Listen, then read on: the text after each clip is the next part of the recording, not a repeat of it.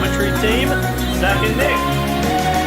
Good to have you back on deck, Robert Hazeldine. Good evening and welcome. Nice to have you company wherever you're tuning in all around the world, in fact, be it via Facebook Live, Twitch or YouTube. Welcome to Do a Drift Esports coverage of Friday Night Motorsport for the Gentleman Sim Racing Club from the famous Oran Park circuit for the production cars. First up with the Global Mazda, and then secondly, we're going to head back to the United States, back to Road America, and this time it'll be stock cars on that famous 6.5 kilometre course. Looking forward to the doubleheader, first time in this season, and we are into week 9, of course, penultimate weekend of the season. This is the first time where the Friday night doubleheader has taken place on different courses, so looking forward to seeing how all that plays out. Joining me as per usual, well, actually, Nick's just dropped out of the room. He'll be back in a moment. Paul Nichols is here in the meantime.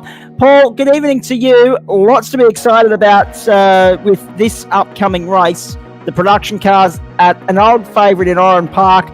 Its legacy lives on in the virtual world, and I mean, you've only got to look at the field size of this Global Mazda MX-5 field that we've got on our hands tonight to know just how much it means to the competitors of the Gentleman Sim Racing Club that we get to still go racing in Western Sydney.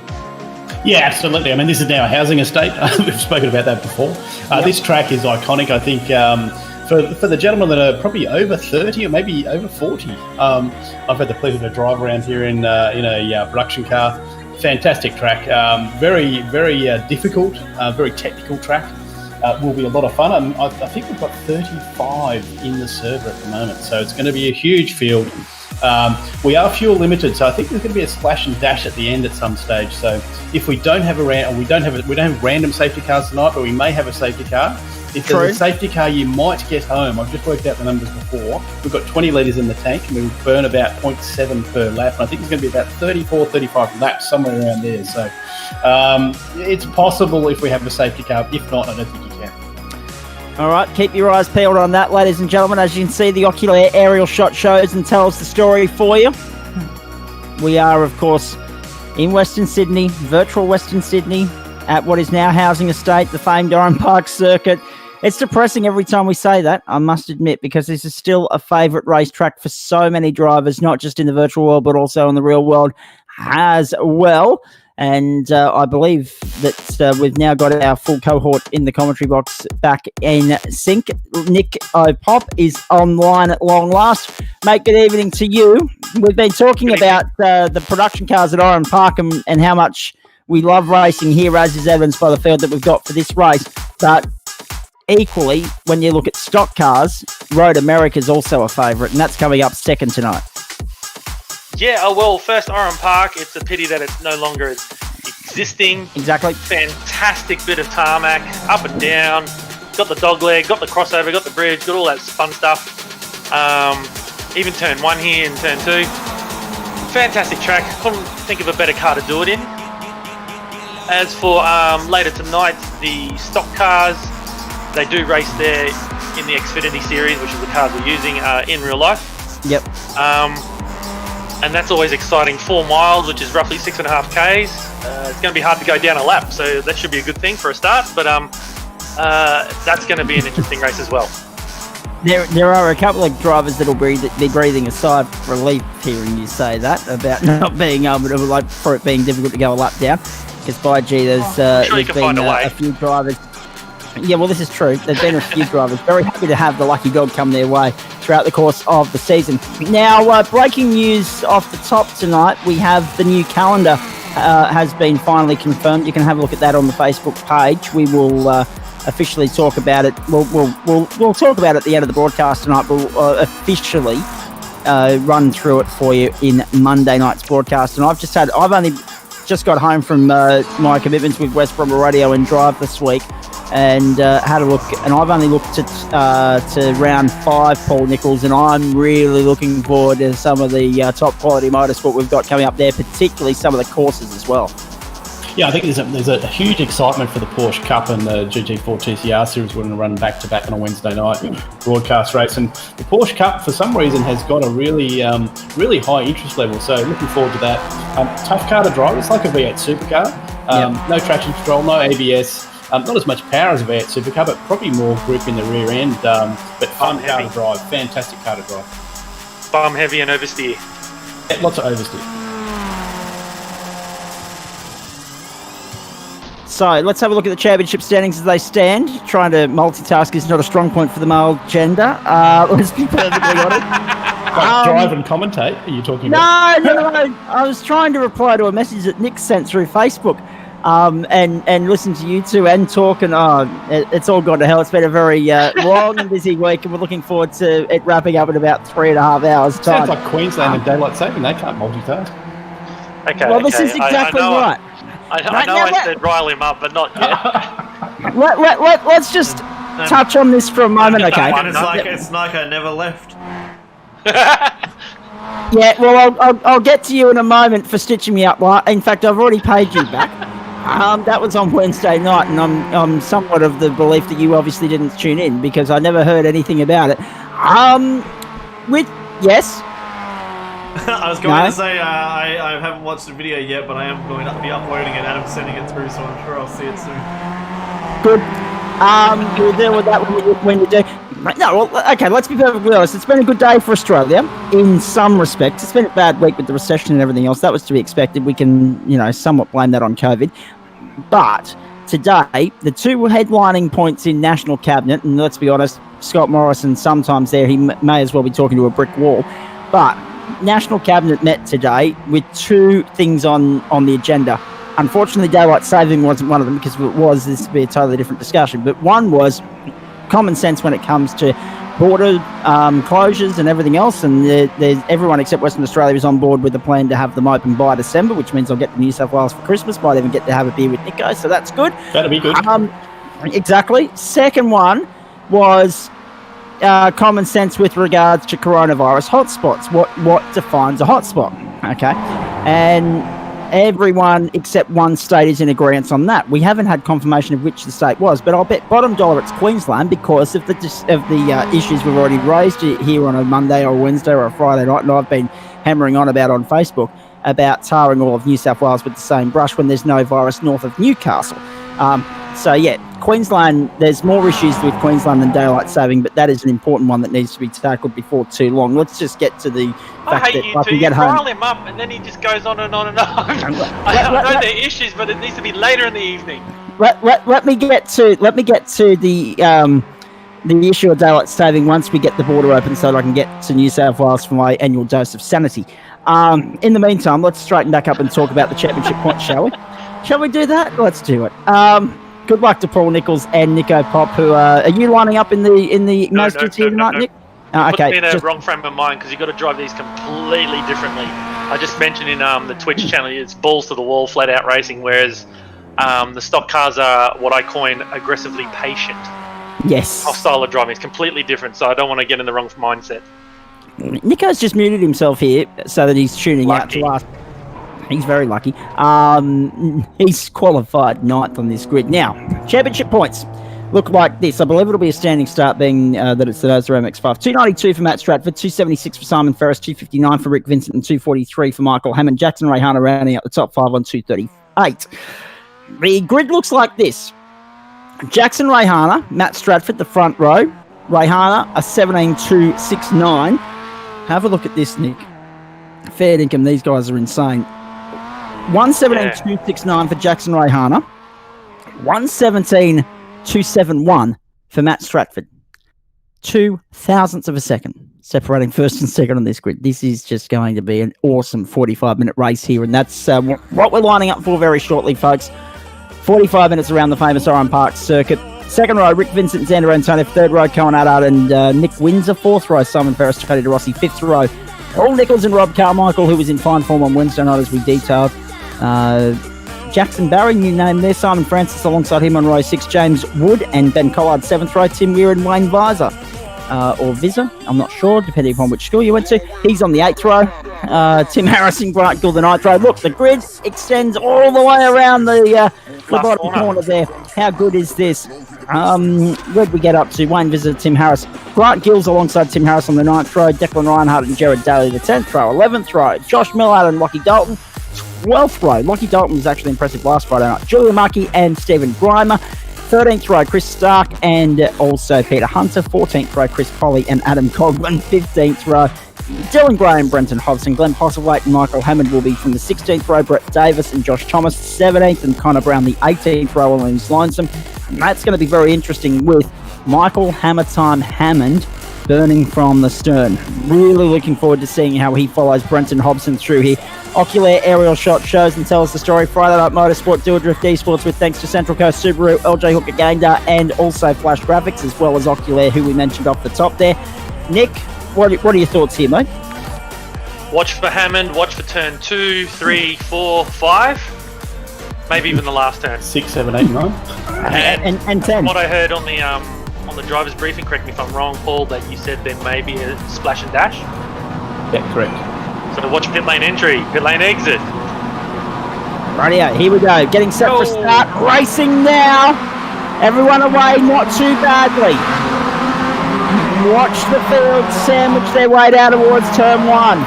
It'll get very tight when they get down to turn 2. Couple of slow movers back in the pack. But already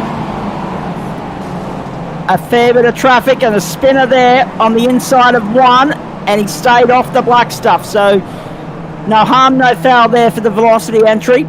That's the 182. Or the 082, I'm not sure. Peter Hunter. Peter Hunter? Yeah. 082, yep. Peter Hunter. So he's going through there at the back of the field. But everyone else safely away, Nick, which is somewhat of a surprise. So far. Let's see how we get through lap 1. Lap 1's always a danger zone. As you can see on the map on the broadcast there, ladies and gents, they're just going across the crossover now and joining on the really awesome part of the circuit through the dog leg and back up to the start finish. So it's going to be an interesting race. Indeed it is. Through the first of the dog legs, spin up. Dylan Gray. So Dylan Gray's gone round, and he'll now be the last car in the trail here. Leaders are back to the main straight. It's a 6 or 7 car fight there at the moment. Rick Vincent there and have a look at this, 3 wide down the main straight. Ray Hahn is sandwiched there in the middle. He's got Stratford on the outside. He's got Antonio from the inside. He's got Cohen Addo in behind as well. It's 2 and 3 wide the whole way through the field. And Ray Hahn has been squeezed out there. Back to 4th. Third up on the inside of Cohen Addo, and the car off at turn 1. Smash bang into the wall. 2 cars off at 1. 1 on the outside of the gravel trap, and 1 on the inside. Is that Jackson Ray Hahn pointing the wrong way? Would you believe that? Blowing up on the radio. The Oculair aerial shot shows and tells the story. Ray Hahn is going to be at the back of the field. Unfortunate.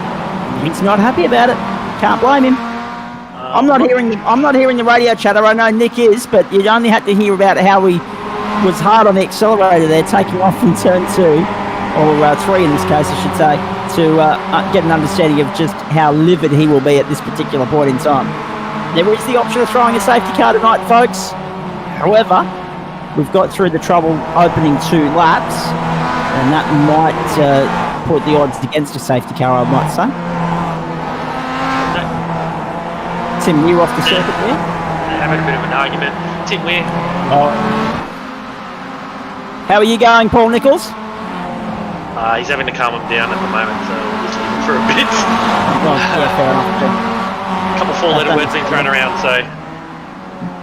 4-letter words are my favourites. Just not at 7 o'clock at night on the broadcast. This? Where? Unfortunately, we don't have a race control tonight, so they can't investigate until after the race, which is a bit unfortunate. Oh, no. There will be a few blowups. Got some guys away and the like, so yeah, it's unfortunate for them. But now watch for Jackson Rayhana to come through the field. This will be the exciting part of the night for mine, Nick. 41 and a quarter minutes to go here. Here he is up on the inside over the bridge. No, that's not going to be possible. And it'll be one of the great drives through the field. It makes it work. Front of the field sees Xander Antonio leading from Matt Stratford, Cohen Addo, Rick Vincent, Tony De Rossi. There's trouble there as well for Nick Windsor. You're about to see it on your screen here. There he is. Well, there was 1 car on the inside, and there's Windsor on the outside. I got caught up in that, unfortunately. So Nico was caught up in that. There was also another car caught up because as Windsor tried to re-enter the circuit, you didn't see it on your screen, he's been slammed into by another car there. So there'll be some friendly fire on this chat channel tonight, just noted about that. Michael Hammond's got himself up to 12th already from 31st, if you don't mind. And Brenton Hobson's followed him through, got to 13th from 30th. So the two big movers are Hammond and Hobson in the early stages here at Oran Park. It's always great to go racing in Western Sydney. He's hanging onto his coattails, watching him down the front straight. He wasn't letting him go at all. There was barely a cigarette paper between the two of them. As he's having a look now up the inside. Exactly. So we're on board with the 007. This is Michael Hammond. Simon Francis, the next target. And he's got that job done. So Hobson in there as well, trying to find a way around Simon Francis. Boy, oh boy, oh boy. There's something about the burning from the stern of Hobson and Hammer that just draws your attention. And especially on a track like Oran Park where you wouldn't think it's easy to pass, but we go down on the inside now there with the 007 and he gets the job done. They both go up the inside. Squeezing through. Very nice. Might have to go to a rear view, Mr. Director. Might have to, yes. There he is. There he is. He's closing too. Keep an eye on these guys. They're putting on a great show in the early stages here. Zender and Tony, trouble at one. 2 cars wide. That was a little bit silly. Oh, another car. And there's the 015 getting sandwiched as well. Who was that? There's another velocity car caught on between these two. Far out. Excitement plus. It certainly is. The 015, I'm only seeing a 15 on my screen here, so is that... So Simon Francis is 15 and 015 is Ben Collard. Ben Collard, gotcha. Thank you, sir. Another so one of Ben the Collard, velocity. the man that was meeting the sandwich there. But it was a very clean sandwich.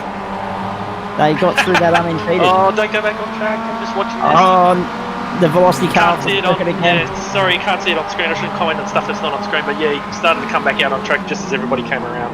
As they do. Look at Hammond putting the pressure on here. Oh, he got it crossed up out of the final corner, and that will put pay to his challenge for the moment. That's of course turn 12 here. 12 turns, 2.62 kilometres. There's something we didn't get to because Paul Nichols wound me up like a jack in the box too early. We should point out 2.62 off the circuit. Can you believe that? Michael Hammond gets a free pass on Lockie Dalton. Well, that'll do, mate. 45-minute race on the back of the 15-minute quali. Partly cloudy, 22 degrees on the in the air, 29 on the track. 9 o'clock in the morning, which is why some of these drivers have had the trouble they've had. They're not properly awake yet. 9 o'clock in the morning, that's too early as far as I'm concerned. 17 incident count penalties and then 10 every 10 after that. 1 fast repair limit as well.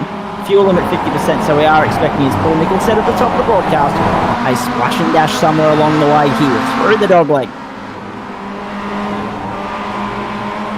It's a great circuit. It's up and down, left and right.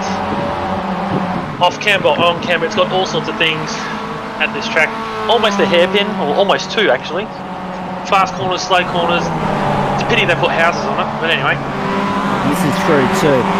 So James Wood, Paul Nichols, Stephen Grimer and Adam Coughlin all a lap down at this point in time. Xander Antonieff continuing to lead the way here. Matt Stratford, Tony De Rossi and Simon Ferris, the top 4. It's only 0.4 of a second between first and second, and they've gapped the rest of the field by over 4 seconds. So Xander Antonieff and Matt Stratford have worked together to build a lead here. Yes, Xander from 4th, Matt Stratford from 2nd. Yeah, let's just watch Jackson Rayhana here as well, Nick. He's fighting back through the field. Who's he behind? Daly. Jared Daly. So we wait and see if he can find a way by. The pole sitter back to 15th. Antonio Stratford, De Rossi, Simon Ferris, Carmichael, Dalton, Harris, Reinhardt, Vincent and Mucky, the top 10 according to my screen at the moment. The old flash graphics working for the moment, but we know that they're a little bit temperamental. I'm going to stick my neck out and say I don't think there'll be too many straight cars by the end of this. There is 1, 2, 3,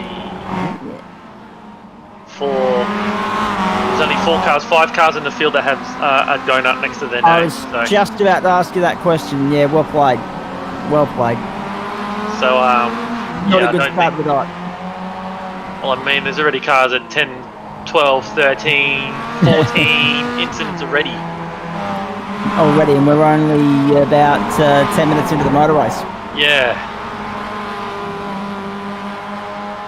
And just watch for Connor Brown. He's got a great ping, so good speed, but his quality's dropping a little bit. So we'll see if he remains in the race unless he has internet troubles. That could be the reason why. You've got to love getting notifications on Facebook partway through the broadcast. I got a friend request just now from Gak Cod Gak Jajan. I'm like, welcome to Cool. spam season, ladies and gentlemen. How good Sounds stuff. legit. I mean, seriously.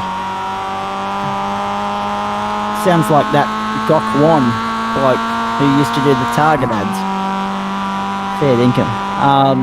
Give me a spell. So we're watching the fight here. We've been talking about Jackson Rayhana trying to fight his way back through the field, of course. And I want to focus on that for a moment because he's just coming across the start-finish line, and his next target is still Jared Daly. He still has not yet been able to find a way by. However, at the front of the field, all eyes on Xander Antoni for Matt Stratford, with the youngsters showing the way at the moment and doing a nice job of it, Nick. Yes, 100%. They're tearing it up, but you'll notice 2 names that aren't on the leaderboard so much anymore. They're down the list, and I think they've pitted. Is Brenton Hobson and Michael Hammertime Hammond. So I think they're just going to have a straight run to the end now.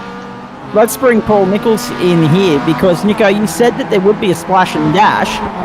Is 10 minutes into the race too early for that splash and dash? Nope. No, it's okay. Fine. Watch that space. Michael Hammond and Brenton Hobson working their way back through the field. Be interested to see when Jackson Rayhana drops in as well because of that damage he sustained earlier. He's pressing on, soldiering on with it at the moment. And we know he won't be happy with how all that's played out. Pole position to being back of field. Oh boy, oh boy. Side to the dog leg. Side with Jared Daly to the dog leg. How good was that? And Rayhana gets the spot. And that will put him into 8th position in this race. Of course, he's still got a bit to go to catch the leaders, and then obviously got to worry about how the pit stop sequence plays out. Anyone that gets to 17 incident points will get a penalty, and that will not help them because of the long pit lane here at Oran Park. But Rayhana's the man to watch at the moment. There are our leaders over the bridge. Back in behind them, Simon Ferris, Rick Vincent, Rocky Dalton. They sit 3rd, 4th, 5th and 6th. Tony De Rossi having an almighty run in 3rd. He's 4.3 seconds clear of Simon Ferris, who is 11 seconds clear of Rick Vincent, Rocky Dalton. So there's less than 10 seconds separating the top 4, and only 5 cars within 20 seconds of, 5 including the leader, within 20 seconds of first place. It's an incredible start. That carnage on the second lap really didn't help anyone that was hoping to have a crack at winning tonight. And what we don't know is, we've got to have a look at it. There's been quite a few guys take that early approach to the pit stop, take the Hammond and Hobson approach. So yeah, we've got a little bit of a muddled order at the moment. Be the first to do your last pit stop. So now I'm just looking at their lap times. Hobbo and Hammer are lapping in the 17s. The leaders are in the 18s. So they're doing a second a lap. If they get a clean run, they should be good. They should be back up there by the race's end. Gotcha. Keep your eyes peeled on that, ladies and gentlemen. There's Hobbo right now. Hobson, oh boy, I tell you what, he's looking to throw it into a hole that wasn't there. And he's just, there he goes, misshifted and Hammer times through. Yep, and that all comes back to we missed it at turn 12, but It did look like he was getting in too tight there. He was running out of track room. Down into turn 2. Michael Hammond, Brenton Hobson. The battle resumes. Watch these two work their way through the field. Hobson sideways and standing on the gas. Don't mind that. They are 13th and 14th in the race at the moment, although Hobson's under pressure. By the Tinder car? Someone's got Tinder Yes. on their car. Rob Carmichael. Rob Carmichael is applying for next season's Bachelor at the moment. Or as I like to call it, Osher TV on Network 10. Well, that's interesting. We've seen some good liveries this season. I'm looking forward to seeing what Chris Whitaker will throw at us tonight, but that's right up there. Proudly also supported by, with thanks to Bumble and Plenty of Fish. A quick story about Osher. I grew up with these two younger brothers down the street, and anytime Osher's on TV and I'm at home, my dad goes, "Oi, Eddie's brother's on TV." Yep. Thanks, Dad. Really needed to know that. Oi, Eddie's brother's going to be on soon. Yeah, thanks, Dad. Appreciate it. Anyway, that's my link to Osher. You're getting that 4 nights a week at the moment. It's like Eddie Maguire. I'm just glad I don't live at home because I'm sure my dad would remind me, "Hey, there's Eddie's brother." Exactly. Oh, dear. At least he saw the light. He's gone to Sydney and Melbourne and done things in parts of the country that understand daylight saving, which is good. Good old Osher. Fantastic. We'll get back to that later if we get time. And I'm sure there'll be time for an Osher story later in the broadcast. Now, Michael Hammond, Brenton Hobson, Rob Carmichael. Rob was, to be fair, Carmichael was brilliant on Wednesday night. That battle with Jackson Rayhana, that was one for the ages.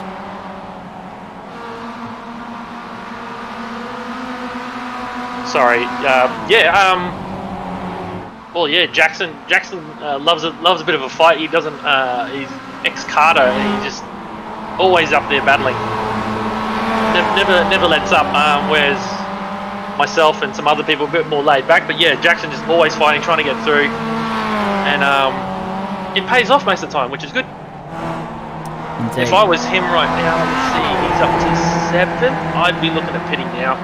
He just pitted. He just pitted. There you go. So the pit stop's ongoing here. Have a look at this. Jackson Rayhana in the lane. Sitting pretty. He'll use his fast repair. He'll get back out on the racetrack. Rick Vincent, it looks like, in there as well at this point in time. I wish out of the cars like that. Out of the field of 35, we had 2 non-starters, Brett Davis and Glenn Postlethwaite. We had 2 retirements early as well, Jackson Barry and Stephen Grimer. Xander Antonieff, still the leader here. 20 cars on the lead lap. Only. And that's 16 minutes into the race, 17 minutes into the race. Extraordinary, isn't it? Now, here's the first move for the lead. We need to find our leaders. Matt Stratford putting the pressure right on Xander Antonieff coming into turn 2. Oh, you just saw, yep. Stratford down the inside. New race leader. He's in front of Xander Antonieff. Got it done nicely on the inside there at turn 2. On the run to turn 3 now. Antonieff looking to fight back, but on the back foot right now. That was very nicely done, I thought. It was a very nice pass. My personal camera is on the Hammond time, Hobbo and Hammer time battle, and they're going just as hard at it too. So, and they're coming. They've now jumped up to 7th and 8th. If there's the late safety car, they could be in with the shout. If. Certainly could be. Keep our eyes peeled on all of that. To Antonieff's credit, he stayed with Stratford. It's just now about trying to find a way to outsmart him and find a way past. And there are very limited overtaking opportunities around Oran Park. So this will be the end of about 18 and a half minutes into the race. Across the line they go. That gets us to 18 minutes and 27. So still 26 and a half minutes to go here. Hope you're enjoying Friday Night Motorsport for Dual Drift Esports and the Gentleman Sim Racing Club. To turn 1. Stratford sliding through 1. He's a little bit wide on the exit. That's going to give Antonieff a sniff up on the inside, but he's going to be on the outside for turn 3. And Stratford up to the challenge, and he'll defend that line. Geez, Antonieff was trying to find a hole that wasn't opening. And that was really good defensive driving from Stratford, compensating for the error he made at the previous corner and keeping Antonov at bay. Yeah, so turn 2 there, you can't touch the inside, the apex curb. And it's designed in such a way, it looks like a street gutter almost. And it flicked him off, which gave Sander the run, but it looks like he either misshifted or just pulled out. It didn't look like he pulled out of it, but yeah, it looks like he misshifted. And eventually track limits and track room was going to become an issue for him anyway. That's right. Unless he wanted to throw it down on the grass. Just looking on the leaderboard here, from 23rd to 5th, Julian Mucky. Really good performance from him. From 30th to 6th is Brenton Hobson. From 31st to 7th is Michael Hammond. And Xander Antonov is in the lane now. So nice Julian hasn't been anything, but bloody good effort there. Absolutely. Jackson Rayhardt back to 14th position, of course. He started well. And everyone inside the top 17 on the league lap now. Chris Polly, the first to lap down. He's 18th. Put the mockers on Julian. He just went off at the last corner. Oh, it was a big crash. Trouble at 1. Trouble at turn 1. I didn't catch who went off there. Whether they disconnected from the server as a result, I'm not sure, but by gee. Just caught in the background, but I wasn't quick enough to see who it was. Some drama at 1. Watch the leaderboard with interest to see who drops off and who moves up. Tell you what, folks, I'm still scrolling through the upcoming Gentleman Sim Racing Club schedule here. You won't be disappointed with the circuits and the entertainment we've got coming your way next season. I'm going to spend the weekend putting some graphics together so that we can run a scroll of the calendars for you on the screen next Monday night, and you will love the entertainment that's coming your way in the new season. Well done to all and sundry that have put that together, both at club level and at iRacing level, to keep us entertained in the new season. It kicks off a fortnight Monday, so what's that going to be? That's going to be September 21, and we're looking forward to it immensely right here on Do a Drift Esports. Monday, Wednesday, Friday night motorsport coming your way, and 3 nights a week, the ongoing saga to get you through to the end of November. The last rounds will be taking place on Friday, November 27. And I understand that there'll be some angst and there'll be some annoyance with the time differences playing havoc there with the scheduling and everything else. But to the club's credit, they've worked around that as best they can. So yeah, it is what it is. We'll suit some, won't suit others. I mean, there's people blowing up about some of the things changing days. Unfortunately, it's the way it is. But the club will be locking down certain cars and certain series, and there's plenty of stuff on. I don't think that's right. There's only like 2 nights a week where we don't have something on, and even then our members, myself as well, some of the admin throw up servers anyway so we can have a bit of fun. So there is plenty there for everyone. And to be perfectly honest, that whole "it is what it is" rubbish, I'm getting sick of hearing that this year. It's just been one, and we're all in this together. But see, it is what it is because of the Northern Territory, I understand, but Western Australia get with the program, and Queensland get with the program as well. I mean, Western Australia, as I've said before on this broadcast, I feel as though they'd be very happy, and it's showing by their arrogance on the borders, not wanting to come down before Christmas. We'll keep them up until Mark McGowan's won the election, and then we'll worry about it. If they want to be 3 hours behind, they may as well be 33 hours behind. I mean, 2 hours is enough as it is. They're already 33 years behind there, Zach, so it's not going to make much of a difference. Oh, well, you and I have both been to Perth, and I'll say this, the Perth airport is the best in the country. I should say to anyone listening, I am from Perth, so I'm allowed to. You are allowed to say it, yes. I was about to say, Zach, don't give Paul or Rob any more ammunition for their guns. Now they're going to say it is what it is. Yeah, well. We're in this together. Well, yeah, apparently. You wouldn't fair dinkum believe it. So, because obviously, we're all in this together has been the trademark of the year, right? And I know we're having conversations when we talk about race cars, but you can see what's happening on the screen. Let's just delve into this for a little bit. So, I watched Wentworth on Foxtel.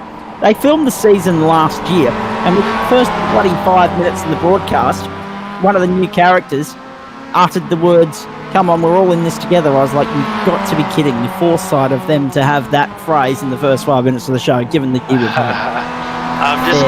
Just quickly, divert off that. These two have jumped that next car in the shot, which is Xander and Tonif. So they've got by Xander, which is important because that's put them in 4th and 5th on the racetrack, respectively. Yep, sorry, he's a bit further back now. He's about, 7 seconds back. Yeah. He's lost a lot of time through the pit stop sequence, or is it just an indication of how good the traffic has been for Hobson and Hammond? Looking at Hobson's time right now, traffic or no traffic, he's doing 17-second laps, or minute 17. Looking at Hammond time, he's on his tail the whole time. As Xander, prior to the pit stop, was lapping in the...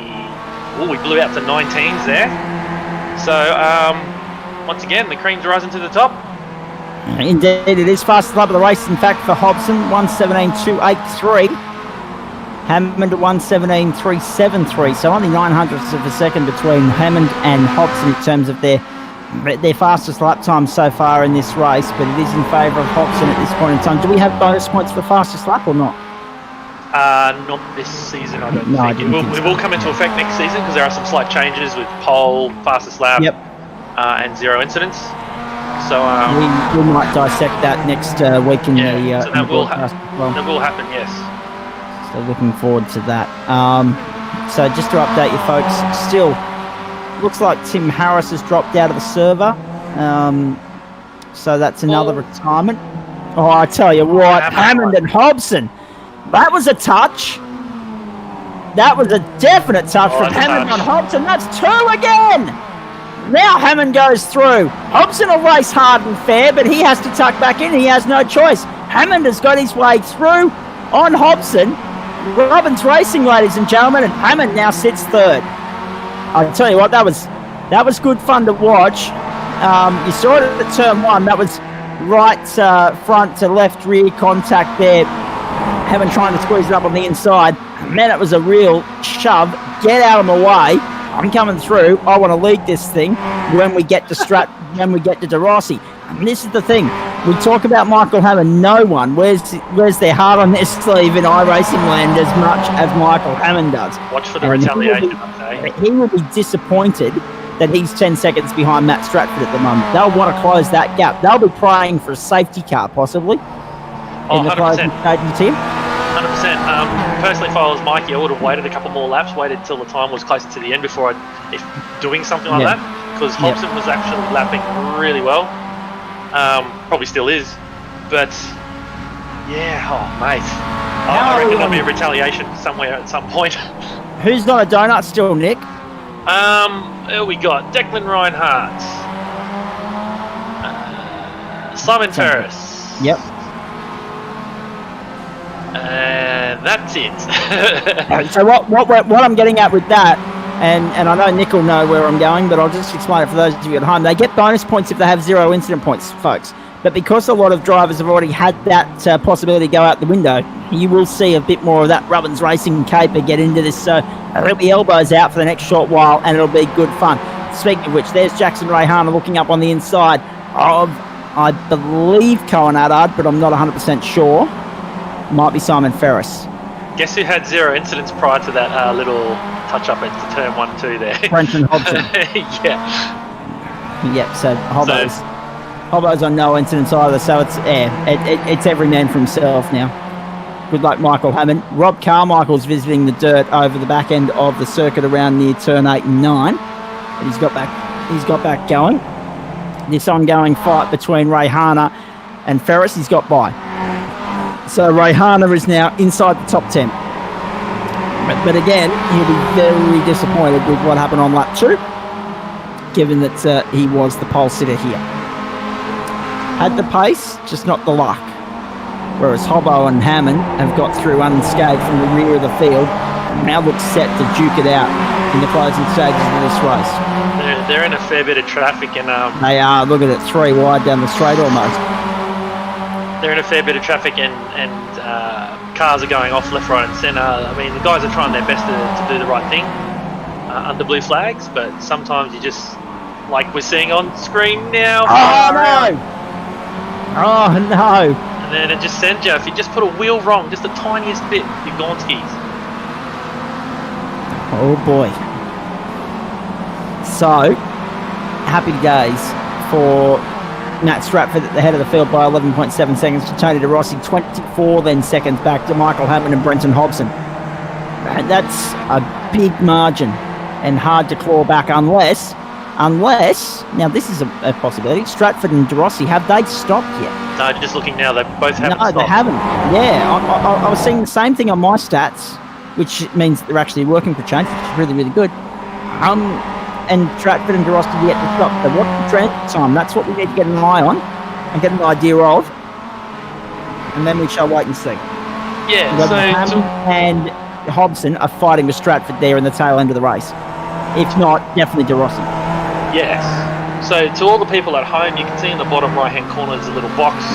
It actually says what lap they're on and how long they've been on this run for. So as we can see here, Jackson's on screen. It's a lap 22, now 23. He's done 11 laps since his pit stop.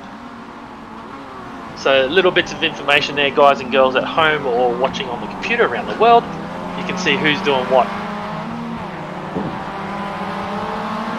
So, and I was going to say, if you're watching on a mobile phone, don't try and read that thing in the bottom right. You'll need an optometrist appointment on Monday. Stratford and De Rossi, the first and second cars in the race here. The margin from Stratford to De Rossi is 12.4 seconds. They continue on for another lap. We've got our eyes on Hobson. We've got our eyes on Hammond. We've got our eyes on Antonev, Carmichael, Gill, Haddad, Windsor and Rayhan are the top 10 here at this point in time. A lot to look forward to in the closing stages. We're inside the final third of the race here. Stock cars coming up. Road America, the venue. Really looking forward to that over 26 laps. And Paul Nichols will rejoin me in the broadcast booth for that. In fact, let's check in with Nico because we haven't done that for a while. He's sitting 2 laps down in 26th position. So did you get caught up in someone else's incident, Paul? No, he's not there Just at the moment. He's a bit busy. I will take that as a yes. Yeah, in the pit lane. I'll take that as a yes. And tell everyone else around Australia as well. So I dare say that Nico will be going to pour himself a wine and then he'll come back and have a chat with us in the broadcast. Yeah, give him a couple minutes. It's one of those nights. And let's be honest, I want to ask you the question, Nick. Has the radio chatter quietened a little bit since the opening couple of laps? It has quietened. I think Nico said to the guys just to button it down a bit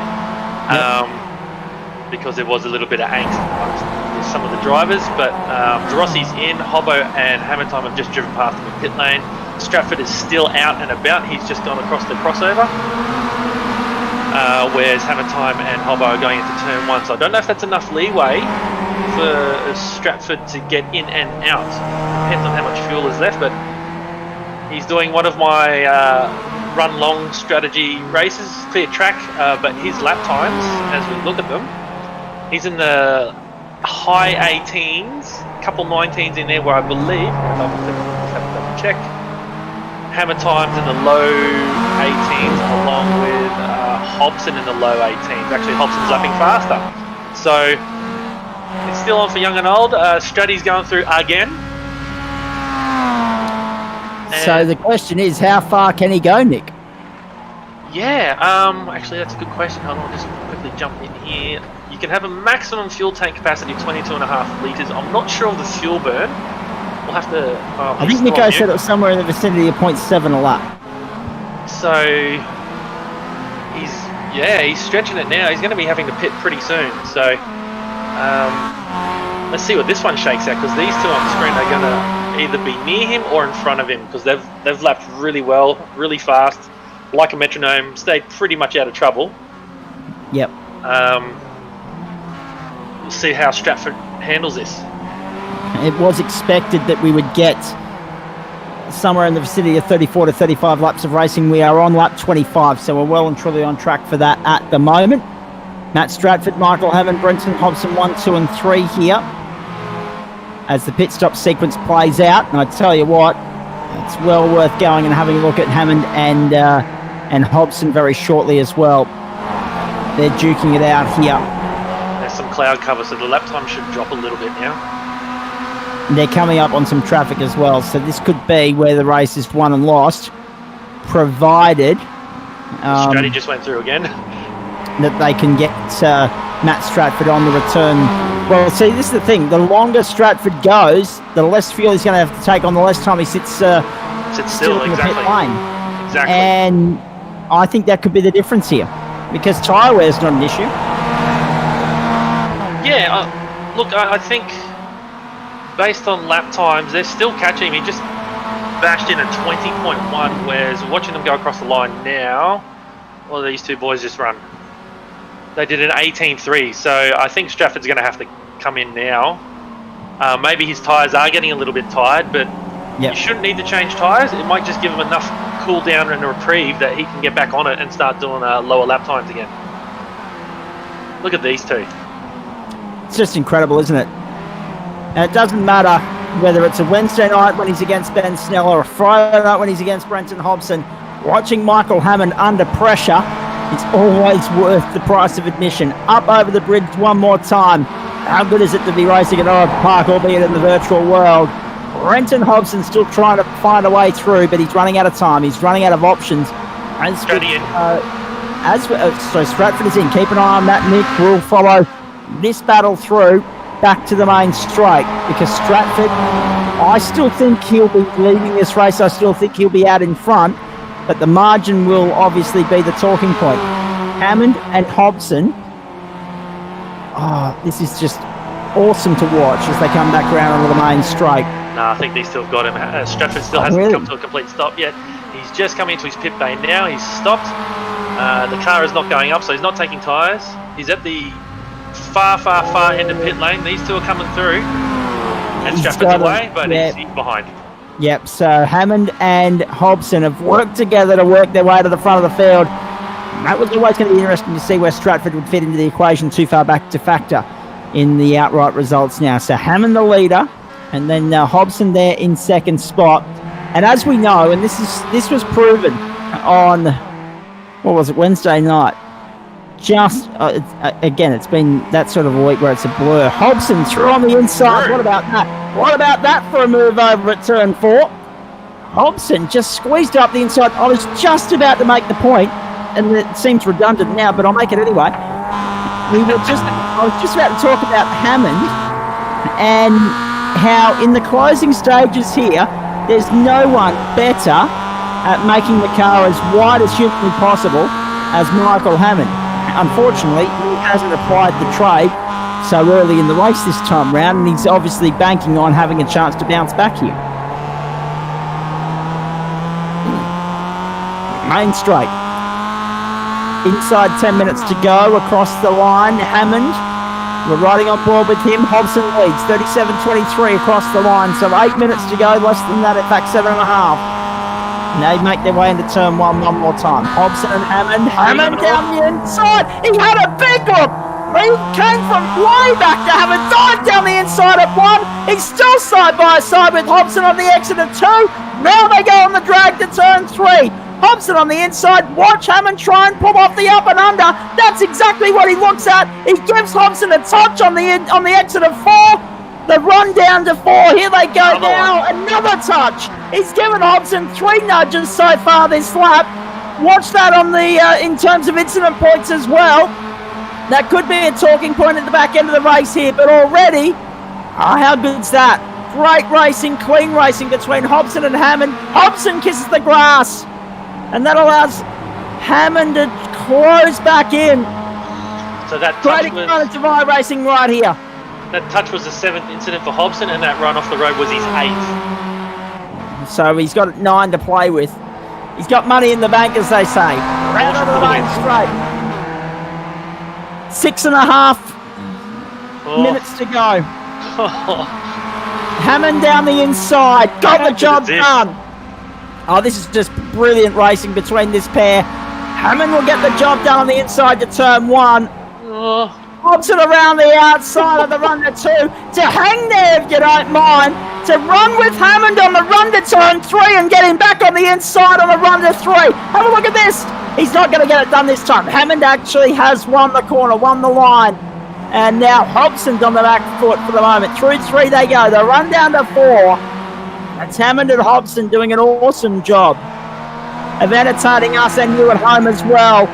We are inside 6 minutes to go, and we still are none the wiser of who's going to win this fight.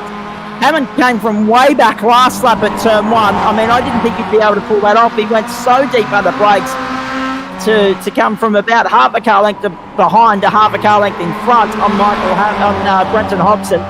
Now with a little bit of toing and throwing in the lap and a half since, he remains the leader, but under serious pressure. How good's MX5 racing on a Friday night? Down the inside, Hobson gets the lead back. 4 laps to go. I can't see them getting much more than that in here. It might only be 3 across the line. 40 minutes and 1. No, they'll get 4. They will get 4. A minute 20 laps at 2:44. 5. Yeah, they'll get 4 in here. Oh. Hammond on the inside at turn 1 again into turn 2. Job done that time. Hobson tried to go with him a little bit taily on the exit of 2. The run to 3. He'll have the inside line. He'll get Hammond back on the inside. Nicely done. Hammond will look to produce the up and under on the run out of 3 to 4 and won't be able to do it, so he'll tuck him behind. Through 4, the run up to 5. Up over the rise on the bridge. And into turn 6. What brilliant racing. Great racecraft there from Brenton Hobson to get the job done. Despite serious pressure and challenges from Michael Hammond. just while you're still excited there. Oh, it's fantastic, but I've just looked back further down the field. We got Nick Windsor, Jackson Rayhana and Cohen Attard going at it nose to tail, just the same as these two at the front as they come up onto lap traffic. Keep an eye on that as well. I'll keep an eye on it for you, yep. Round they come onto the main straight.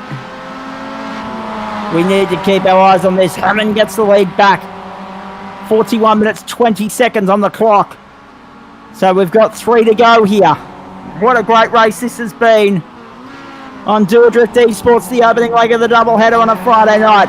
Next season, by the way, triple header action on a Friday night. I'll explain more about that a little bit later on. What a great race this is turning out to be. 3 laps to go.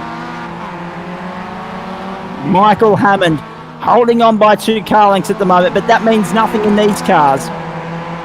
A little bit of Rubbins racing has been showcased this evening by both men, and just a couple of slight little hiccups from Hobson along the way has seen Hammond being able to hold on to a lead. And they're down through the back section of the circuit. On the run up to turn 10. Hammond was a little bit sideways on the exit of 9. Through 10, 11. Hobson with the run down the inside. No, Hammond defends. Now he's in defense mode. Now he's in. If you want to catch me, I'm going to make it as difficult for you as I possibly can. Not a great run on the main straight for Hammond. Hobson got a great run, but Hammond unfortunately has the straight line acceleration there to pull away and hold the lead. 2 to go. Just that 3-way fight that I was keeping an eye on. Nick Windsor has had a moment, so he's fallen behind. So it's now Jackson Cohen going for it for 5th and 6th. Not a bad fight back from Rayhana to finish 5th if he can stay there. He might, if he can get clear, we might be able to catch Rob Carmichael, but he's running out of time. 4 seconds in 2 laps would be seemingly impossible. As lap traffic does the right thing and gets out of the way of Michael Hammond here. Brenton Hobson all over the back of him like a rash at the moment. Looking forward to seeing what he'll produce in the stock car race next, of course. That server already open. They're at Road America. We'll be bringing that to you live. Dangerous and commercial free. Right here on Dual Drift Esports. Have a look, Hobson. Have a look, and go down the inside. Couldn't get the job done. Hammond holds it on the high line. Over the dog leg, down the hill. To turn 12 they come. What about this for a motor race on a Friday night? Round over the main straight. Last lap board in the air this time. 44 minutes on the clock. And we have a minute to go. That means that the next time by the line, that checkered flag will end this race. Oh, Hammond holding the inside on the run. They've run Hobson through it in the dirt. And he has to tuck back in. Hammond a little bit wide through turn one, and they're all Hobson up on the outside. But he's in the wrong position for the inside here at turn three. Hammond will get him back. Hobson holding it right around the outside. He couldn't quite hold it. He's still there though. And he's going to stay on the outside through four. Into five. Hammond's still there. Hammond with his nose in front. It's mere inches in this at the moment. As they exit the bridge, they're sideways up there if you don't mind. The first of the chicanes is critical here. Right, left. Hobson with the inside. But he's thrown it away, has he? No, he hasn't. But he is in the wrong position now because he's now directly behind Hammond. And I think he's done enough, Michael Hammond. In a Friday night classic, the Mazda MX-5s at the old Oran Park circuit. He'll hold the inside line as they come around onto the main straight. Michael Hammond, what a brilliant performance this has been. Can Hobson get the run off the last corner? No, he cannot. And Michael Hammond gets the job done. What about that? What a race. What a final lap. That was a cracker. I know we were talking it up when it was TCR a couple of weeks ago, but that has just knocked it right out of the park, ladies and gentlemen. So all the great exponents of iRacing right there for you. Michael Hammond winning from Brenton Hobson. Matt Stratford came home for third, only 6 seconds away in the end. Then Rob Carmichael, Jackson Ray Harner. Coronado will be next through. That'll be for position number 6. Then Nick Windsor, Tony De Rossi, Simon Ferris. And then Xander Antonov after a promising start. He should be coming home to round out the top 10 here. You'll see him come through on screen in just a moment. Oh, no, he's limping, actually. Xander's limping. But he will just get there. He will just get there. Jared Daly pips him for 10th and Antonov 11th. Ben Dalton, half a second in it. So the classification, I think they're getting pinged at the second line, not the first on your screen there, the furthest down the main straight, not the nearest. What about that, Nick? I don't know where to start with that. All I have to say is I've got to take a breath. I was going to say, you probably need a breath, so I'll do some talking now. What a race. I actually just wrote that there on Twitch. What a race. Those two providing some fantastic entertainment, a bit of a reverse strategy, pit as early as you can and drive it flat out to the end. I don't think anybody was going to get near those two for doing 17s the whole way through.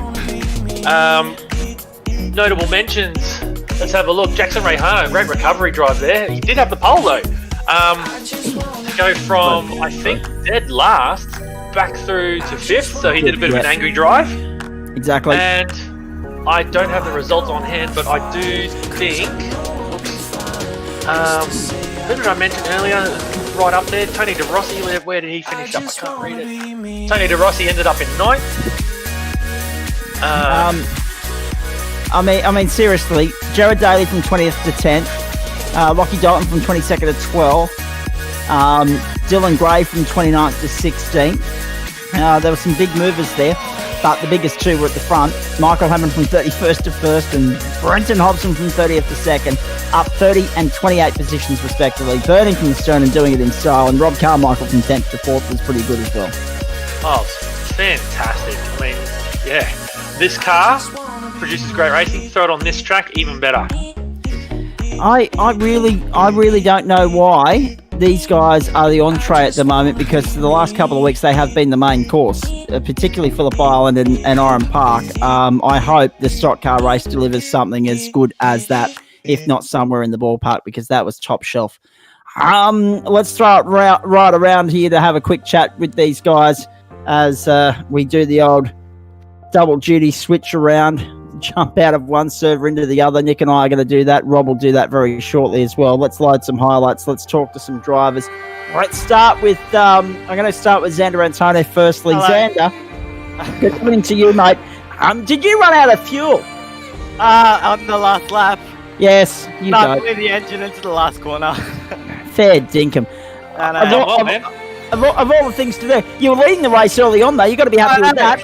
Oh mate, I was amazed. I got a brilliant start, and because I was in Discord with Coco and Simon, Cohen and Simon, and then I was like, just send the boys, and they're like, yeah, whatever.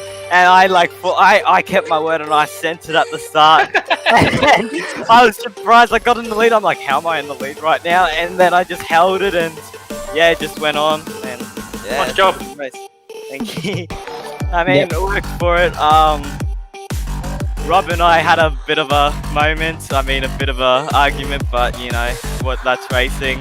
But yeah, he gave me a drive-through, so that's why I pitted like near the end of the race and so far down, and then kept going, just made my way back through the field, and yeah, blew the engine into the last corner trying to pass Simon, and rolled across the line, and yeah. Oh dear, and got pipped out of the top 10 spot by half a second, we might add, in the process. I know. Yeah, rubbed your mud, don't you? I just called you as 10th, and then all of a sudden had to retract it because he were limping to the line like, you know, the 87-year-olds that have still got their license on the main road. Fantastic. Yeah. Xander, well done. Great performance. Hang there. I'll come back to you in a moment. We'll talk some rubbish. Rob Carmichael, let's firstly say well done for the performance you put on with Jackson Rayhana on Wednesday night. How you two didn't crash it there in the closing stages is beyond me. How do you go from driving the open wheelers to then the MX-5s, mate? They're a fair different beast, aren't they? Yeah, g'day, mate. Yeah, thanks. Wednesday night, that was probably one of the best races I've ever had, and yeah, Jackson, there was definitely class of the field, and to be racing wheel to wheel with him for 5-10 laps at the end there was pretty good fun. So I just came into tonight, it was a bit of fun, nothing too serious, and well, for me anyway, because I wasn't in the championship or anything. So came in, didn't really expect anything, but yeah, just tried to keep the nose clean, and yeah, I think we finished 4th in the end, so that wasn't too bad. I followed Hammer and a Hobbo with the pits, so just followed those guys, and yeah, just kept the nose clean and had some fun. Indeed. As far as Oran Park's concerned, it's always nice to go back there, albeit in the virtual world. We can't do it in the real world, so it's a good thing that the virtual world leaves it a lasting legacy. Yeah, absolutely. You can often see some good races. I'm pretty sure the Scops used to go here, or they still do, which is obviously the class of the supercar. And yeah, they always have some good races around here, whether it be an MX-5, Skip Barber, or a V8 supercar. So yeah, it's always a good time to come to Oran Park, and yeah, it was a good night again tonight. Well done, mate. Nicely played. Will we see you again next week? Hopefully. Yeah, we'll see how we go. I might just spring a little surprise on you. Excellent. Obviously, the up-and-comers, we loved what you did there. Bathurst, the venue for most of our races next week, and that's all I'm going to say on that. And we'll come back and tell you guys what the car for next week is in just a moment. I've got Dylan Gray and I've got Paul Gray in here. I'll go to Dylan first and I'll come back to Paul. Dylan, a lap down, but you moved up through the field as the night went on, mate. You've got to be happy with that. Yeah, got in some crashes, I think, by myself. I can't remember. You can't remember. I'll tell you what, it's been one of those sorts of weeks, hasn't it? Yeah, it has been. I was trying to make my catch back up through the field and that. Indeed. Now, will we see you in the stock car race very shortly, or is your focus now turning to Monday night in Bathurst? I'll be in race control with the stock cars with Paul and my dad. Lovely. I take it your dad's Paul? Yes. As well. So you've got Paul Nichols mentoring you in the Gentleman Sim Racing Club. Your dad's Paul. Just how many Pauls are in your life at the moment, Dylan? There's a fair few. I think only 2. Only 2. And then they're both here. Paul, good to have you on board as part of the Gentleman Sim Racing Club. We'll let you boys go down and enjoy race control. What were you going to say, Nick, before we get back to Dylan? I'm saying both dad figures.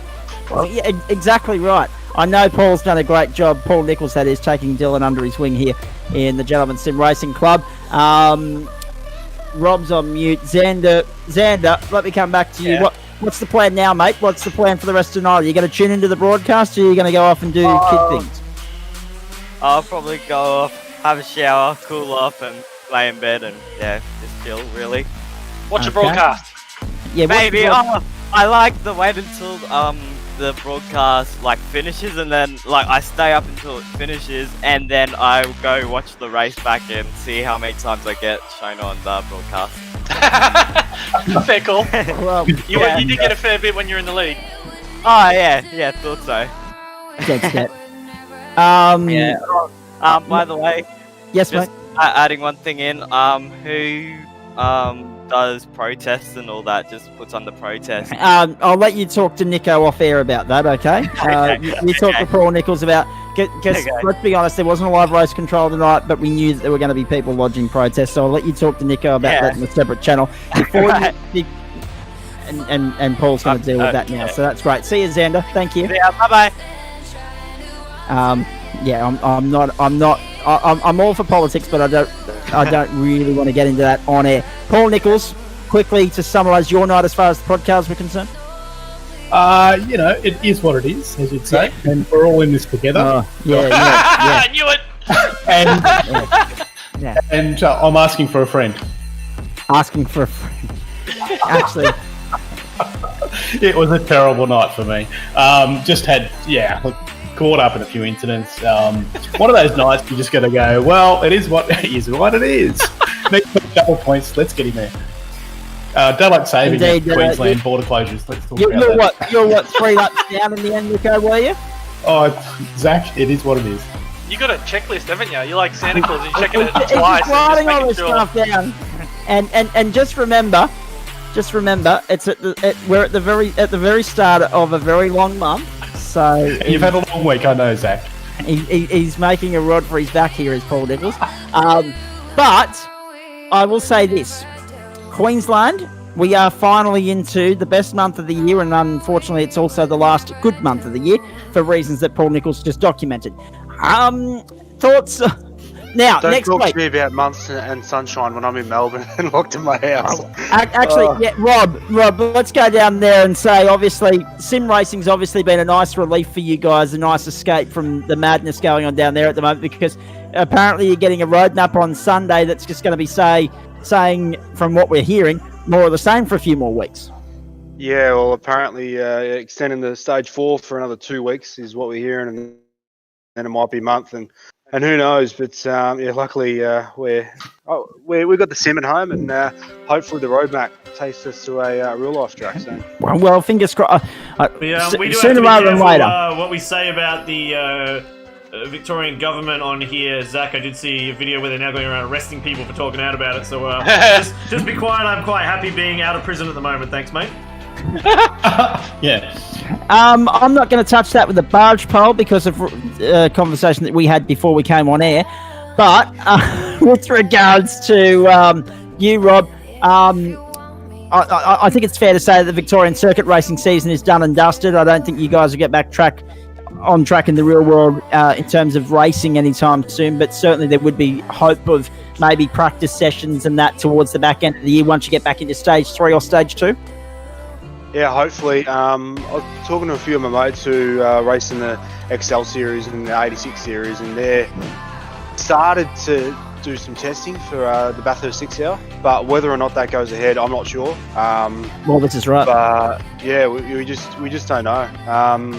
Fortunately, the supercars got out when they did, because one of my old teammates works for Walkinshaw and Andretti United. Yep. One of the mechanics there, and they had like 3 hours to get to Albury, which is just across the border. So Albury. Yeah. So they all just jumped in their car, packed their and off they went. They said goodbye to their families, and off they went. So they've been away for like 2 months now, whatever it's been. So we just don't know. Unfortunately, it could be till Christmas at this rate. This is very true, although some good news today with most premiers agreeing to a plan to at least open or discuss opening the borders by Christmas, which is a very good thing. Except for the Federation Commonwealth of Western Australia, but that's a completely different kettle of fish. As I said off air, 2 hours behind, they may as well be 22. So if they're their own country and we need a visa to get in there, so be it. Rob, good luck to you, mate. We're thinking of you guys in Victoria. We obviously understand that it's tough down there, but we're glad that we're able to provide you with some form of escape from the sad reality that is Victoria at the moment, and a release for the frustration. So good work. Nick's going to rock and roll in the stock cars. We'll catch up with him after the race as well. Paul Nichols, I'm going to get you to hang around for a minute, though, because I know you guys are ducking into race control very shortly. Let's quickly talk about next week, because the production car race will be Mount Panorama Bathurst. It will be 45 minutes. There's no change in all of that. However, there was a member vote earlier in the week with regards to cars. Because let's be perfectly honest, we've had some really good cars featured during the course of this series. The last 9 weeks, we've had the Mustang, the Global Mazda, we've had obviously the TCR cars as well. You put out 4 options to everyone last week, and unfortunately you've come up with a split points decision. Yeah, so 4 options were random, so no one knew what the car numbers were. So the top 2s are tied tonight on 30 votes each. Yep. So that's car 3 and car 4, and I left it up to Zach to pick a number, and Zach likes his even numbers. That's right. So the number that Zach picked was car 4. So next week, guess what the car is? No idea. I'm gonna have the cars. That gives you a pretty good clue. The cars. You've got plural. Okay. So I've got a feeling that you're talking GT4 TCR. Is that? No, GT4s. Oh, GT4s, right? Yep, so Porsche and BMW GT4 at the Mountain next week. Double points round. Yeah, so good combination. Just so we know, Paul, right? Because as you said, you kept it secret. What was 1, 2, and 3? Just so everyone knows. So 1 was Mazda, and then the TCR. So Audi was 2 from memory. Yep. And what was 3? Mustang. Okay, gotcha. So it's very close between the votes, obviously 3 and 4. No one knew what the cars were, so it was just all about picking a number. And it was a tie at the end of tonight, 5:35 tonight. The poll finished, and I left it up to Zach to pick a number, and there you go. It's so random. There you go. So GT4s tomorrow, next Friday night. I was the only one that stayed out of it as far as the poll was concerned and didn't vote, so I ended up getting the casting vote. Talk about pressure, but yeah, GT4s next Friday night, so looking forward to that. Xander's already ducked out of here. I've still got. Oh no, you are here, are you? Yeah. Oh yeah, there you go. I can see you now. What are your thoughts on GT4? Oh yeah, it should be fun. Traction control, ABS, I think. Did I have ABS? I'm not sure. I got no clue. Yeah, it should be good. It should be fun. And we'll see how it goes. Should be some nice close racing.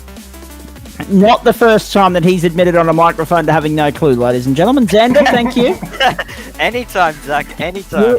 You enjoy your cold shower and your dinner and everything else. And have you got a microwave yet? Yes, we got a microwave. Oh, well done. At least, long last. The great mystery of season 2 of the iRacing season. Our commentator bullied you into getting a microwave. Is that what you're saying, Xander? Correct. Yes. He 10 points. He owes me $1,000 now. It's a good microwave. The top-notch one. Sure, it's not. And you can send that invoice to Central Coast Subaru care of Paul Nichols.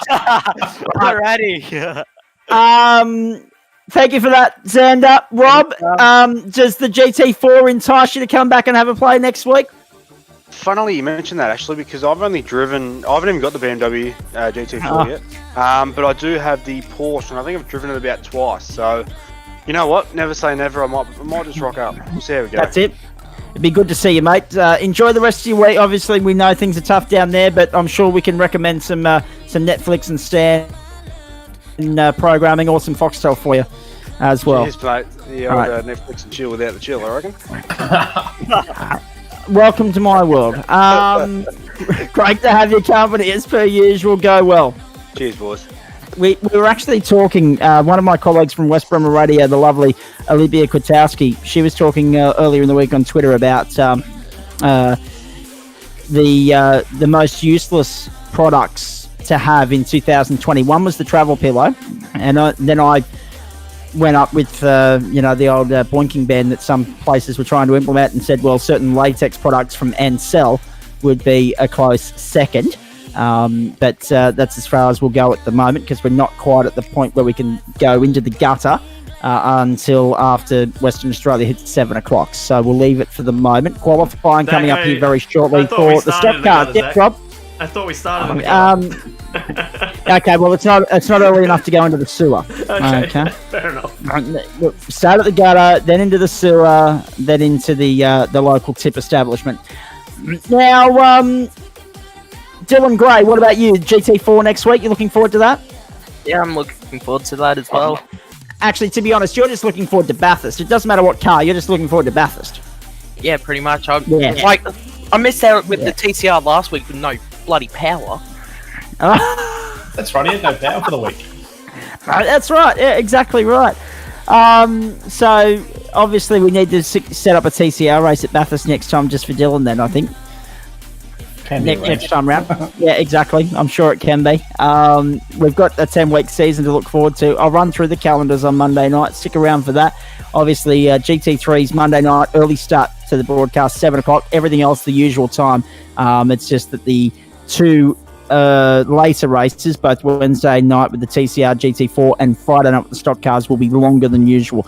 The stock cars by upwards of 30 minutes, and the production cars and GT4 TCR, I should say, they'll be 20 minutes longer than what they normally are. Sorry, I'm just getting the head around all the different numbers here at the moment. So there'll be a 2-hour race, a 40-minute race, a 45-minute race, a 60-minute race, and a 90-minute race in our 5-race program next week right here on Do It Drift Esports. You'll see it on Monday night through Rob's regular pages, Wednesday night through Adam Lavis's Twitch page, and Friday night back here on Do It Drift Esports on Facebook, Twitch, and YouTube. Looking forward to that. Rightio. Rob and Xander, you guys can let yourself out of the commentary box. Thank you very, very much for coming in. Okay. We've got to turn our attention to the stock car now. Well done. I eat my dinner now. Yeah. Yeah, you enjoy that, Xander. Go well. I will fried rice and something else. I should be good. Hey, mate. Yeah. Hey, why not? Chinese on a Friday night. Go your hardest. Yeah. All right, I'm gonna drag Paul Gray and Dylan Gray down to the race control, and we'll get them set up. Right here, mate. I'll have a chat to you about stock cars very shortly. In the meantime, for everyone else, let's have a look at the dear, it all goes to hell when we bring the drivers in, doesn't it? Let's talk about the stock car series standings at the moment. The production car standings we'll get to at the back end of the night. The updated ones after round 9, of course. Our good mate Adam Lavis will fix all of that up for us. Not a huge field here tonight, but unfortunately, that's been par for the course for this season. Road America not enticing a hell of a lot of traffic in terms of competitor interest, which is unfortunate because it's one of the more iconic circuits in North America, not just the United States. And looking forward to seeing who can do what in this qualifying session. It's a 10-minute sole qualifying. Cal Watmore out on the circuit now to turn 1. Sorry, Brenton Hobson, I should say. We had Cal Watmore a minute ago. He's on top of the point of the timesheets after practice, 2:11.3. He's got 3/10 on Glenn Postlethwaite.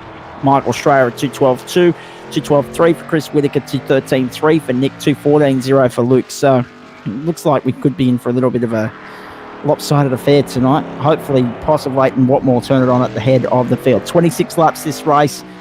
The fuel burn, Nick sent all the numbers through to me earlier this afternoon. I'm just going to find that. It's a 35.2 litre tank. The range will be somewhere between 8 and 10 laps if you're saving fuel, 7 if you're sprinting. Time on pit road start to finish with the 14-second pit stop will be 60 seconds, can you believe it? Max speed 295 kilometres an hour. Slowest will be 75 kilometres an hour. Watch turn 1, turn 5, Canada corner for passes and any sort of action. That's the note from Nick himself. Look for left side tyres only during green flag pit stops, and we expect 2 of those. And, the left front cops it big time around this circuit, and we should point out with the 26-lap race, the caution will fly sometime between lap 6 and 16. Lap 6 and 16 will be that magic number tonight. Really good to have your company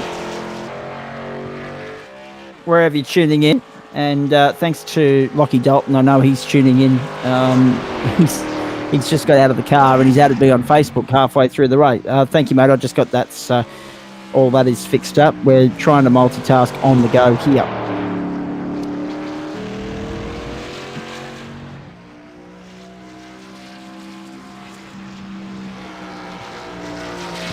Now, as far as the point standings are concerned, as far as stock cars are concerned, let's have a look.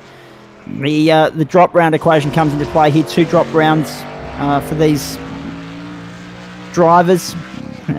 So next week, so essentially every week these points get updated with that drop round system and equation. Your worst 2 results get dropped from the overall points at the end of the season. At the moment, as it stands, 319 for Postlethwaite, 265 for Watmore. Really hard to see Postlethwaite losing it at the moment, but if he has another incident like he had a couple of weeks ago with the network code, and then all bets are off. Brenton Hobson, Michael Schreier are the next 2, 262 and 241 respectively. 215 for Adam Lavis, 212 for Nico Pop, and 205 for Brendan Whitaker, 202 for Jackson Rayhana, 181 for Trent Lavis, 176 for Tim Weir. That makes up the top 10. And Chris Whitaker back on the grid tonight, 167. No Trent Lavis on this grid tonight. He's up in Townsville, of course, getting ready for being on the support card of a certain motor racing event up there. On the subject of that motor racing event, good luck to those of you competing in the XLs up there this weekend. That will be the best racing of the lot. I don't care what anyone else says. I'm looking forward to seeing how the XLs excel around the streets of Townsville. Now, we'll update you on qualifying time as they come in. It is a 10-minute sole qualifying, so it doesn't leave. Essentially, it's a long lap around here. You know, let's have a look at the circuit, of course. Completely different to Oran Park. 6.45 kilometres. Clockwise the direction. 14 turns. 50% fuel limit on these, fuel capacity on these cars. We're at 4:14 in the afternoon sim time. Partly cloudy, 32-degree day. Track is a stifling 44 degrees. Winds are northerly to the tune of only about 3 kilometres an hour, so not really playing a part here. The pace car speed will be 97 kilometres an hour. Pit lane speed limit 72 kilometres an hour. Incident points 20, and then every 10 after that, 3 fast repair limit. Now, what I was getting at, it's a 10-minute session, so that gives you an out lap and 2 flying laps in that 10 minutes.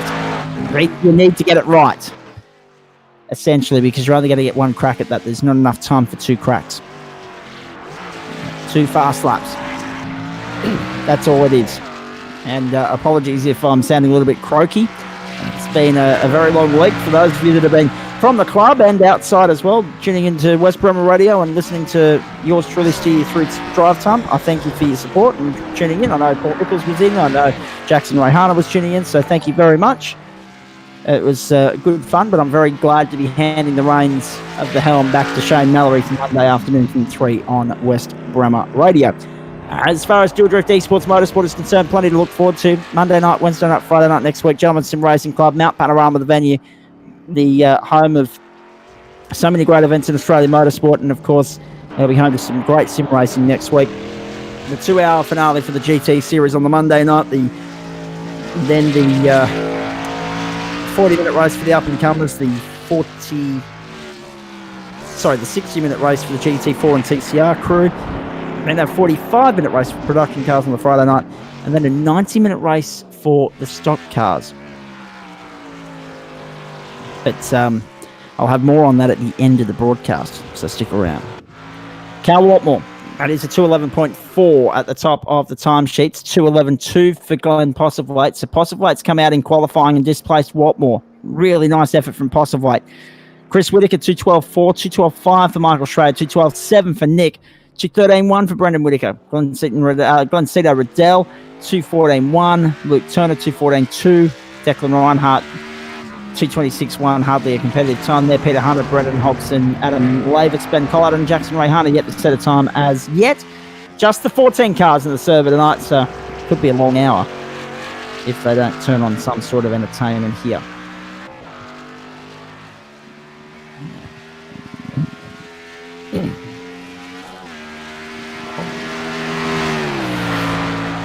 Friday night football underway around the country at the moment. So to practice for the Italian Formula One Grand Prix. So while we've got a minute here, while these times get lodged, you'll see them on the left-hand side of your screen. Let me just update you on how all that's going. Of course, the AFL is Brisbane against Collingwood, all-important clash for the Lions at the moment. Collingwood leading 7 points to 1, so that's 1-1-7, playing one behind. And Brisbane looking good in terms of the AFL at the moment. Of course, if they get to the grand final, they'll play it on home soil at the Gabba. That was confirmed early in the week. The Italian Formula One Grand Prix, practice 1. Let's hope Ferrari can put something on the table here because they've had a shocking season thus far. I'll get some lap times through for you very shortly. They're just showing some replays at the moment on Sky. Okay. The Knights 38 defeated the Sharks 10 in Friday night NRL. Valtteri Bottas, the fastest in Italy, so far by 0.2 of a second over Lewis Hamilton. 1 minute 20.7, the fastest time thus far. Albon, Kvyat and Verstappen running at the top 5. Danny Ricciardo sitting down there in 9th place and going well. So lots to be excited about here.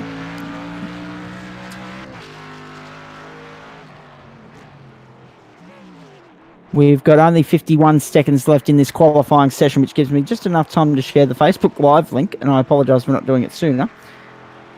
And then we'll go live. So enjoy the scenic shots of Ride America, Elkhart Lake, Wisconsin, and we'll be back with you in just a moment.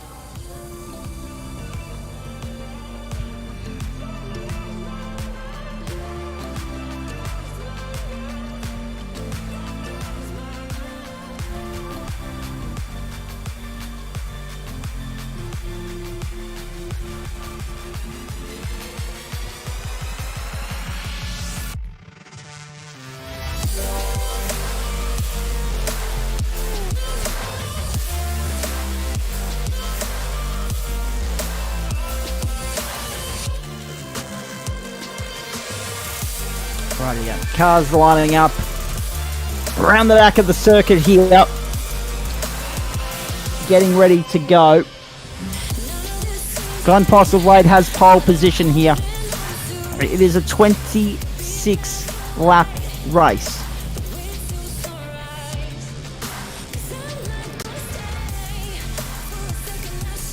Laps around here. This is the one thing that annoys me about iRacing and Wikipedia. They always report different track lengths. I'm pretty sure the Wikipedia one says that this is a 6.51 kilometre circuit, and the iRacing service says that it's 6.44. So that, I mean, that's somewhere in the vicinity of 700 metres difference. Hey Zach, if you wouldn't mind, while we've got a minute, I've got not 700 metres difference, 70 metres difference. Yes, Rob. I've got another event coming up I made a little advert for, so I might quickly play that and then we can click back as they're doing their warm-up lap. Alright, do that. But make it quick. Let's see if it works.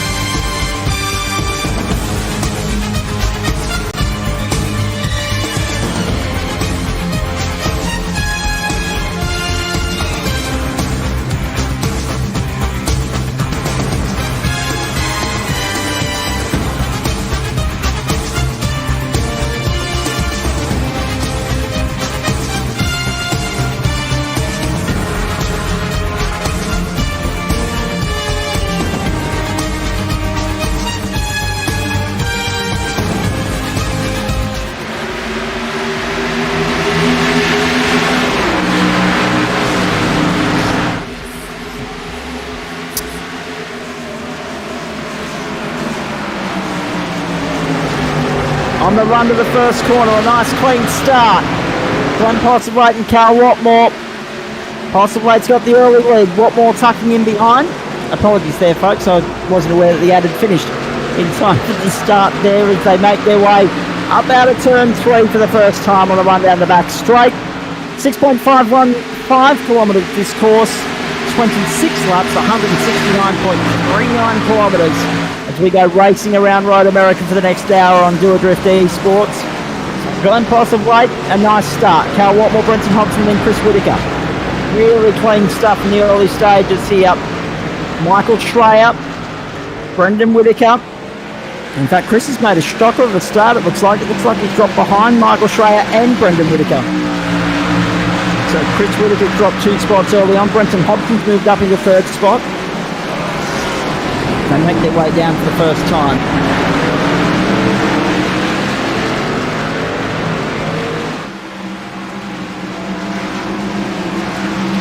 Round the carousel. And then that, of course, begins the run up to turn 11. And the run to Canada Corner, which will bring them on the run back towards the start-finish line of the checkered flag section of the circuit. Of course, watch for the pit stops here. There should be 2 of them in this race. There'll be a little bit of fuel saving along the way. There will be a competition caution sometime between lap 5 and 16. Paul Nichols has rejoined me here in the commentary box as well. So now we've got paid advertisements in our broadcast as well, Nico, because Rob's been in a position now to promote the Do a Drift Esports brand, which is expanding not just motorsport but other stuff as well.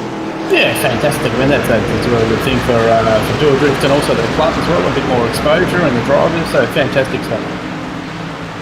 Your thoughts on what might happen here, mate? We didn't get a chance to chat to you before the race, but it looks as though it's going to be the Postlethwaite and Watmore show yet again. They were the only ones from the 211s in quality.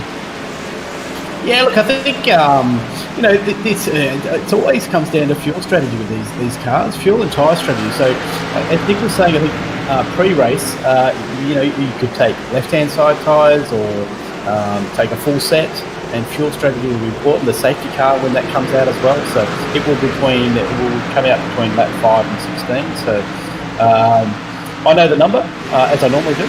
Actually, Dylan chose it tonight. Dylan chose the number, so we all blame it on Dylan. Yeah, I like the sound of that. They're, of course, sitting down in race control at the moment. We wish Paul and Dylan the best down there. We're sure they'll be absolutely fine, no doubt about that. Of course, if Nico needs to jump down, he will, but he'll stay with me in the meantime. There's Nick, there's Brendan Whittaker. Chris Whittaker's found a way past him now. As we say, not a great start for Chris. He's been buried down the order. Was 4th in the qualifying and ended up down in 6th place, but has already got back up to 5th. Next target, Michael Schreier. That won't be an easy task, and Chris is trying to hold off Brendan at the moment. There's Jackson Rayhana, a nice start from him. Glenn Riddell, his next target. And Road America. There is the carousel. Such a famous race course and really good to be able to showcase stock car racing. Well, I mean, we've had races at Road America before, Nico, but not stock cars. In terms of outcome, it's the first time I've had stock cars here, but it's a iconic American track. Great car for this circuit. Obviously, got plenty of power, and it's one of those circuits that in a GT3 car, I certainly love it. These cars, as I've talked about previously, don't want to stop too well. They don't want to turn too well, but lots of long straights, lots of power. They're power-hungry straights, obviously, so these cars kind of suit that, and they do race here in real life as well, as I was saying. Yeah, in the Xfinity series, that's right.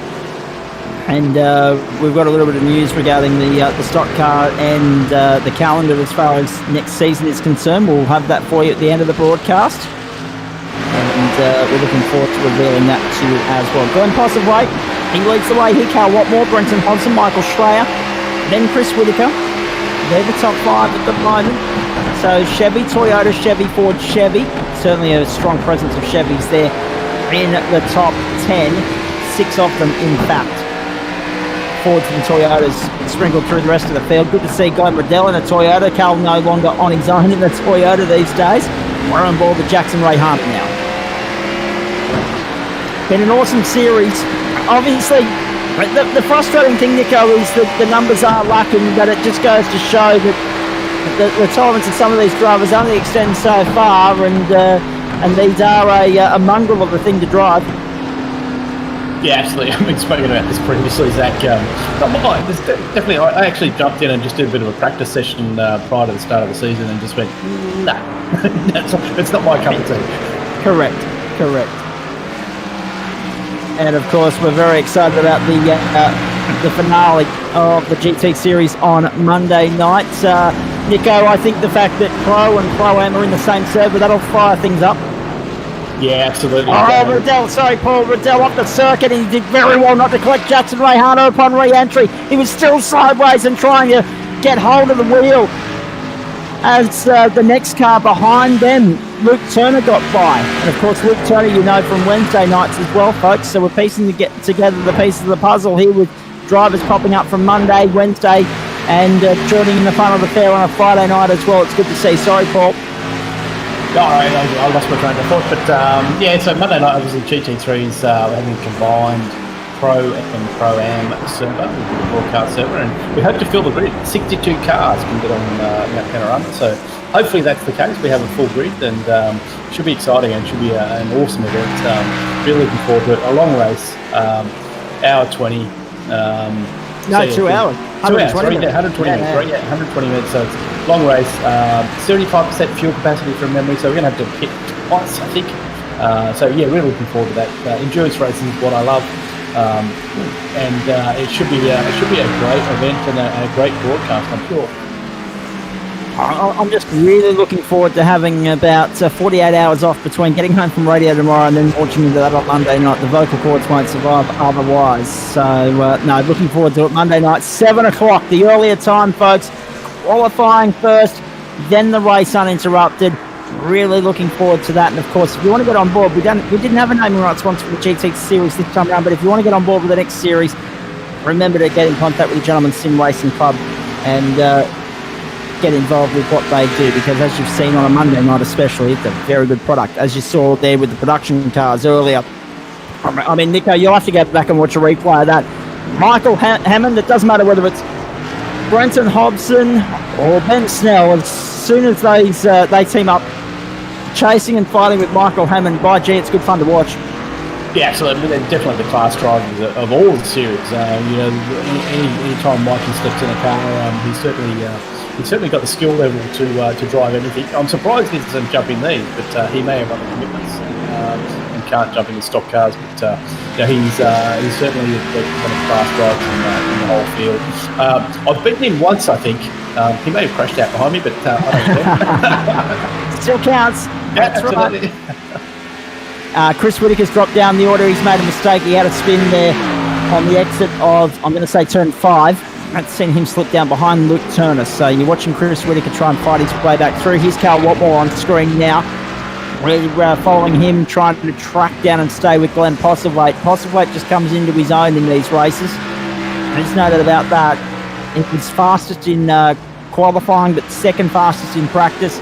So far, he has the fastest lap of the race here at 2 minutes 12.2 for Glenn Postlethwaite, 2:12.6 for Watmore, 2:12.9 for Hobson. So all the top three in the 2:12s at the moment. Fuel burn is going to be a big talking point. We're talking an 8-lap window there, according to what Nick was telling us. If you're fuel saving, you might be able to get as much as 10 out of it, which will come in handy during the safety car. And when you think about it, it's a 26-lap race.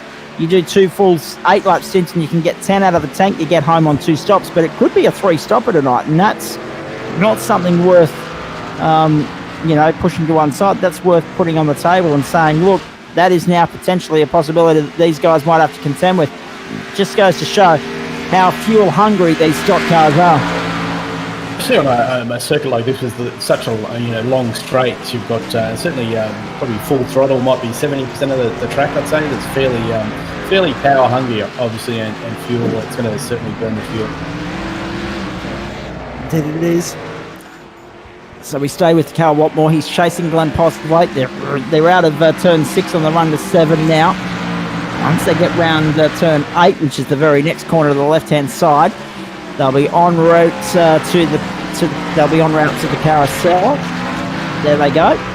This carousel then, of course, leads them through that very fast part of the circuit. 10, 11, the run down to 12 in Canada Corner.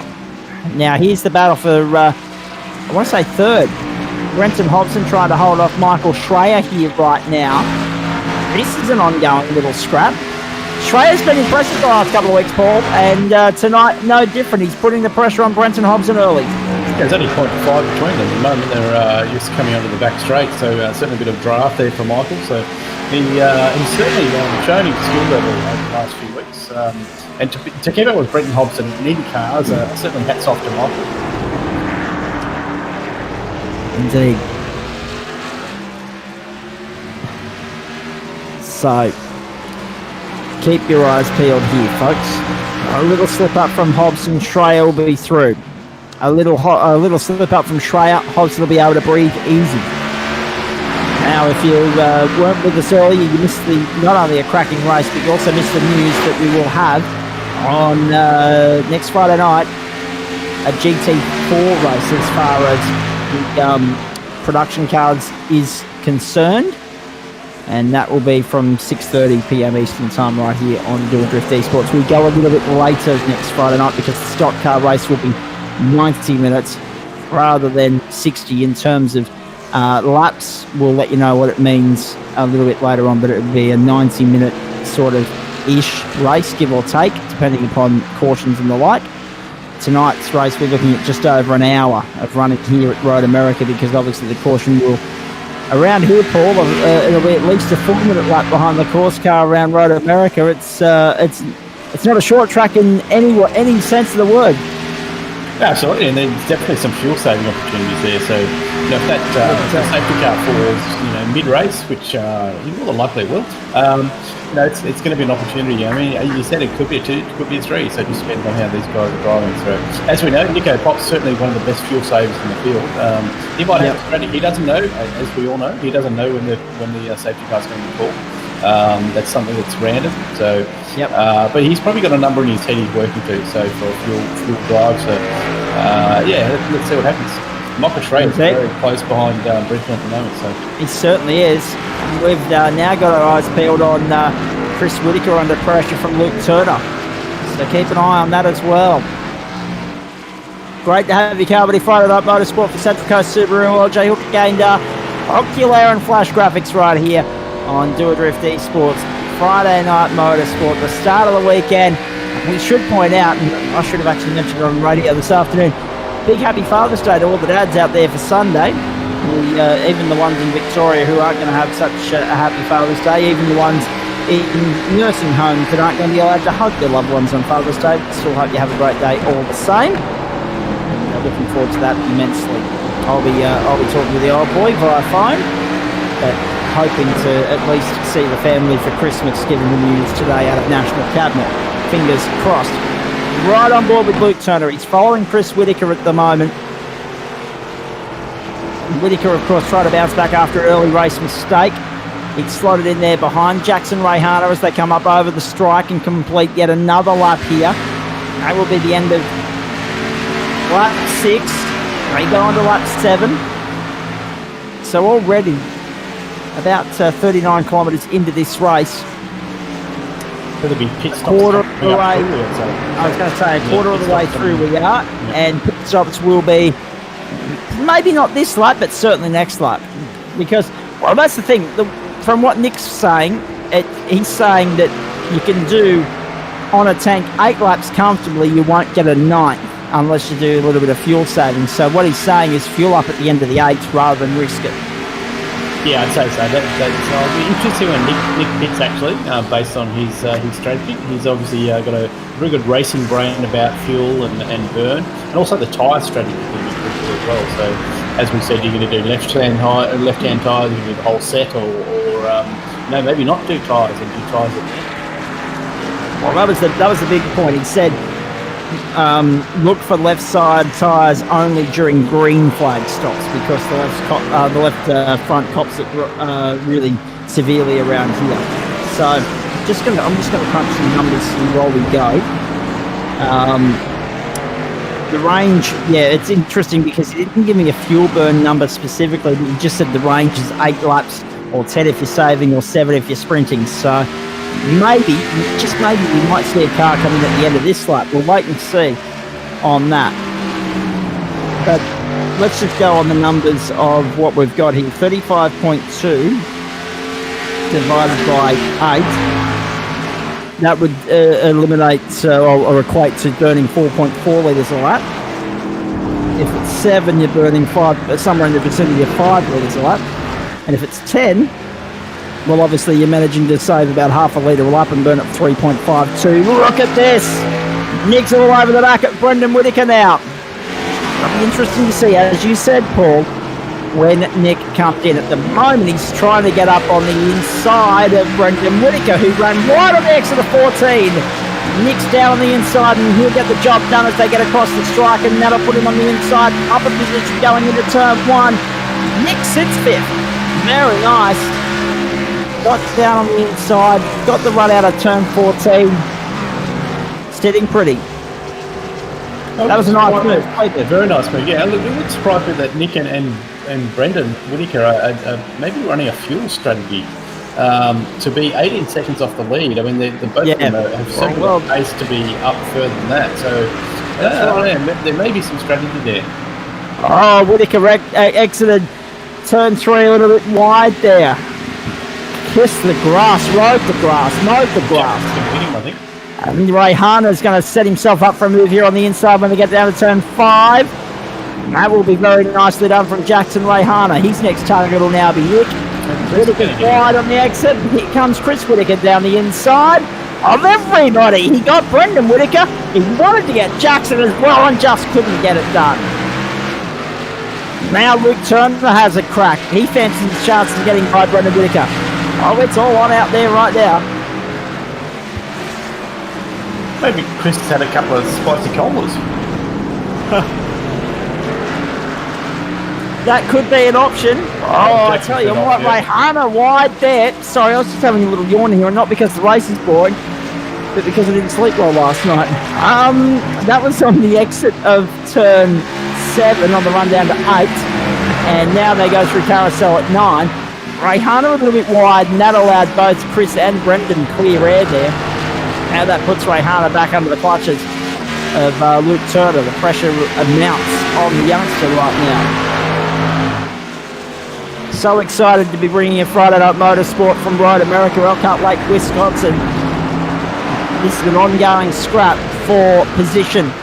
Chris Whittaker, Brendan Whittaker, 6th, 7th and 8th with Rayhana there. That's the battle.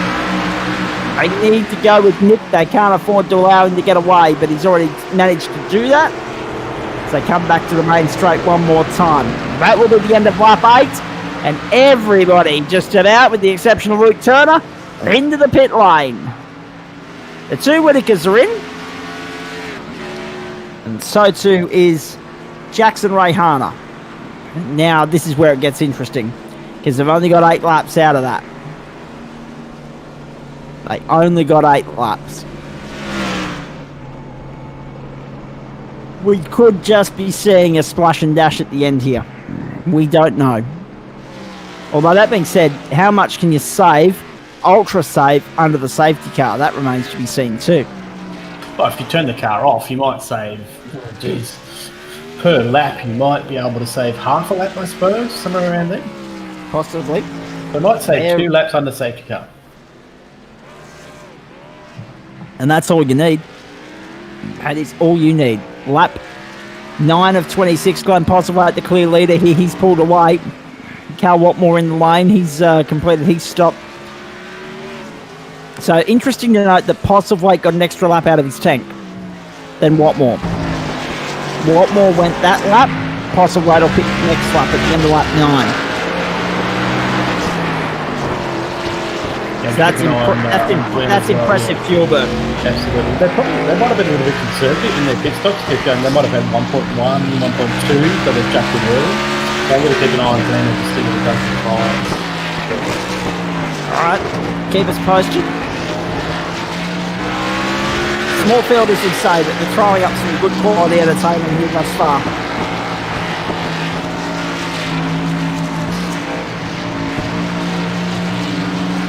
What more? Oh, looking to get around Adam Lavis there and does so unimpeded. So Glenn's in the lane.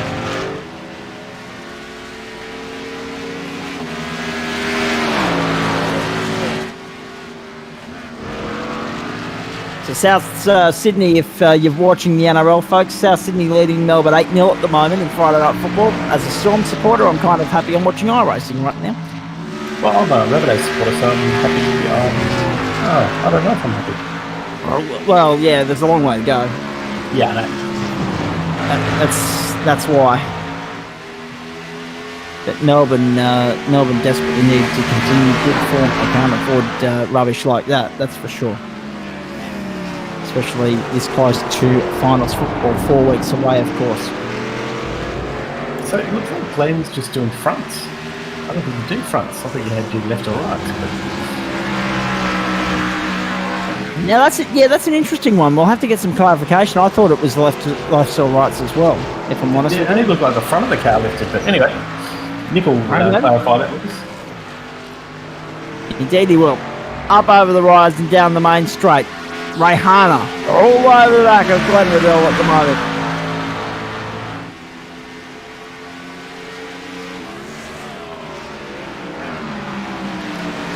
So looking forward to seeing where this caution falls. As we said, it had to fall between the end of lap 5 and the end of lap 16. So 6 to 16, that 11 lap range.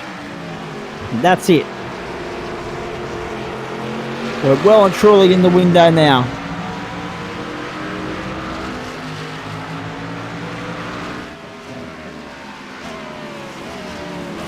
The field's going to kind of filter itself through at the moment, so we're going to have a better perspective on where everyone is after pit stop. Indeed we will. Oh, look at that. Rayhana so wide at turn 5. Tried to gather it up, get it back on the inside, but too taily, too waggly.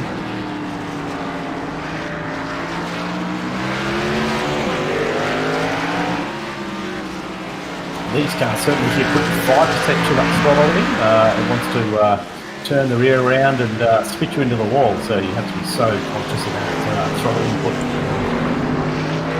Comes back to what we were saying earlier about them being difficult to drive, difficult to master. Absolutely, and hats off to these guys that can drive. I think, from what I've seen, you need to drive them. V8 supercars hard to drive, Porsche Cup's hard to drive based on they don't have traction, they don't have ABS. These cars don't have brakes. Well, they do, but not very good brakes. They don't want to turn because they're really set up for oval racing. They don't have downforce, so you have to really baby them. So be very patient with throttle inputs, brake really early, hit the apexes, and probably use more car control based on. They're certainly, from my point of view, one of the hardest cars to drive. So if you can master these cars, all of the guys say, if you can jump in these cars and master these, you'll certainly improve your racing in any car. Exactly, you'll be good in anything. As far as the club's concerned, Paul, what happening in September with endurance season well and truly alive? Yeah, absolutely. The next we have a team charity endurance series. So we've had our first race, and the next race is coming up on the 19th of September. So it's a team's charity endurance event. You can have as many, I think up to 4 cars in your team. You have up to 4 drivers in your team. Each driver pays $2.50, and at the end of the season, we have pro-am, and amateur teams. At the end of the season, your charity of choice for the team will get a donation made to their charity. So it's a really good event for all the drivers, something to pay it forward.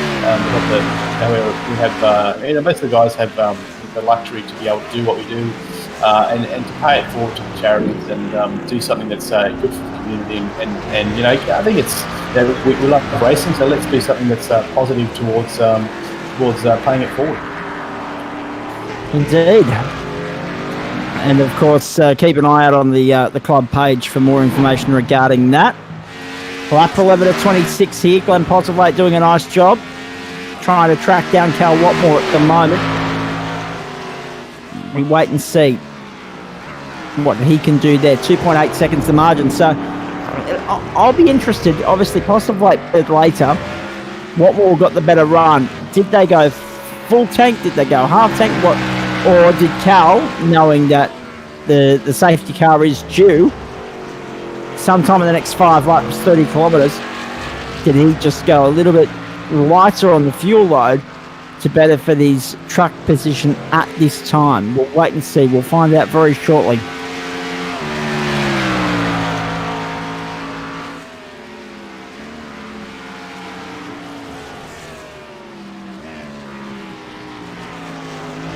All right, let's take an onboard shot with Gordon Postlethwaite and just hear his stock car hard at work here as he tries to track down. You can see Cal Watmore just ahead of him there.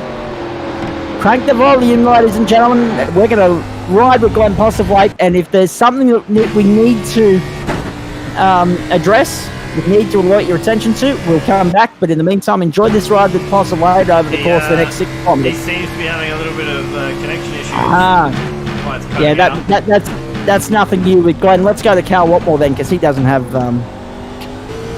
issues with these. There we go. Let's ride on board with Cal Watmore for a lap and hope that Glenn's internet doesn't boot him out of the server like it did last week. You're coming out of turn 6 on the run to turn 7. Of course, turn 8 is another left-hander. That's the next one coming up, and then it's the carousel, the world-famous carousel at Road America here. And we'll ride on board with Cal. As I say, if we need to cut back in for anything, we will be back in a lap's time if we don't need to cut in otherwise beforehand.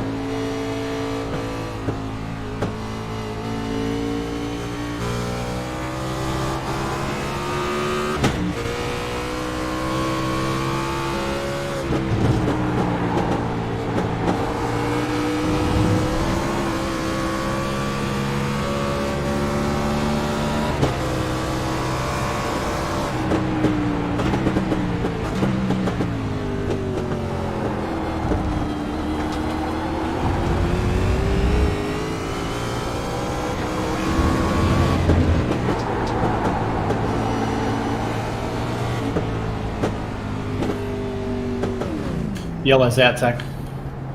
There's the safety car. The caution has been waived. It's a good time for us to cut back in here. As I said, we won't cut back in until it's time to do so. We would have loved to have stayed on board with Cal Watmore for the lap, but it's a more pressing issue of the caution, the critical caution in this race. And it has flown at the end of lap 12, the start of lap 13. Now, whether it's out for 3 or 4 laps changes everything as far as this race is concerned, because there's going to be 12 laps to go when the pit lane opens. No one can make it on 12 laps. No, absolutely. Can make it on one stop. Unless they've got hybrid engines, I don't think they will. No. So it becomes, the way I'm thinking, Paul, is they either stay out and burn it as far as they can on this tank, or they use this opportunity to come in and take fresh tyres, 4 tyres, everything else, and then just do a quick splash and dash around lap 22, 23. Yeah, look at that. I mean, a difficult call, isn't it? Do you get track position here? Do you stay out and get track position and try and hold your position and then do a quick splash and dash at the end, or you come in now? I mean, you're going to lose less time by coming in now. Sound at the safety car, throw tyres at it, and fill her up, and then do a splash and dash. So I think that would be the strategy that I would take. All right. Well, let's see if everyone else follows suit as the safety car just runs wide there. The safety car driver's having a real good time tonight. Yeah, so the safety car sticks at a constant speed, and some of the corners he doesn't handle too well, particularly around Bathurst. Yep. I've seen him actually drive through a wall before. Yeah, exactly. I think they need to realise that they can set the car to brake and steer, and well, they have AI, so you think they'll be able to sort that out with a safety car. Yeah. One of the flaws of iRacing, ladies and gentlemen, on display there for you. So the caution flies here, Road America. I hope you enjoyed what we were able to bring you with Cal Watmore. We'll try and hop back on board with him later in the race when he's back at full tilt. It was worth the price of admission for the moment here. I tell you, having a good race is Jackson. He had a couple of incidents, but he's up in P6 at the moment. So he started 10th, P6. You've picked a good talking point there, Nico. Let's have a look at the running order as it stands at the moment before the pits open here. Watmore, Postlethwaite, Schreier from 5th to 3rd, then Chris Whitaker, Nick from 6th up to 5th, Jackson from 10th to 6th. Riddell and Brendan Whitaker, all they've done is swap spots in terms of they started on row 4, they're now just in the opposite order.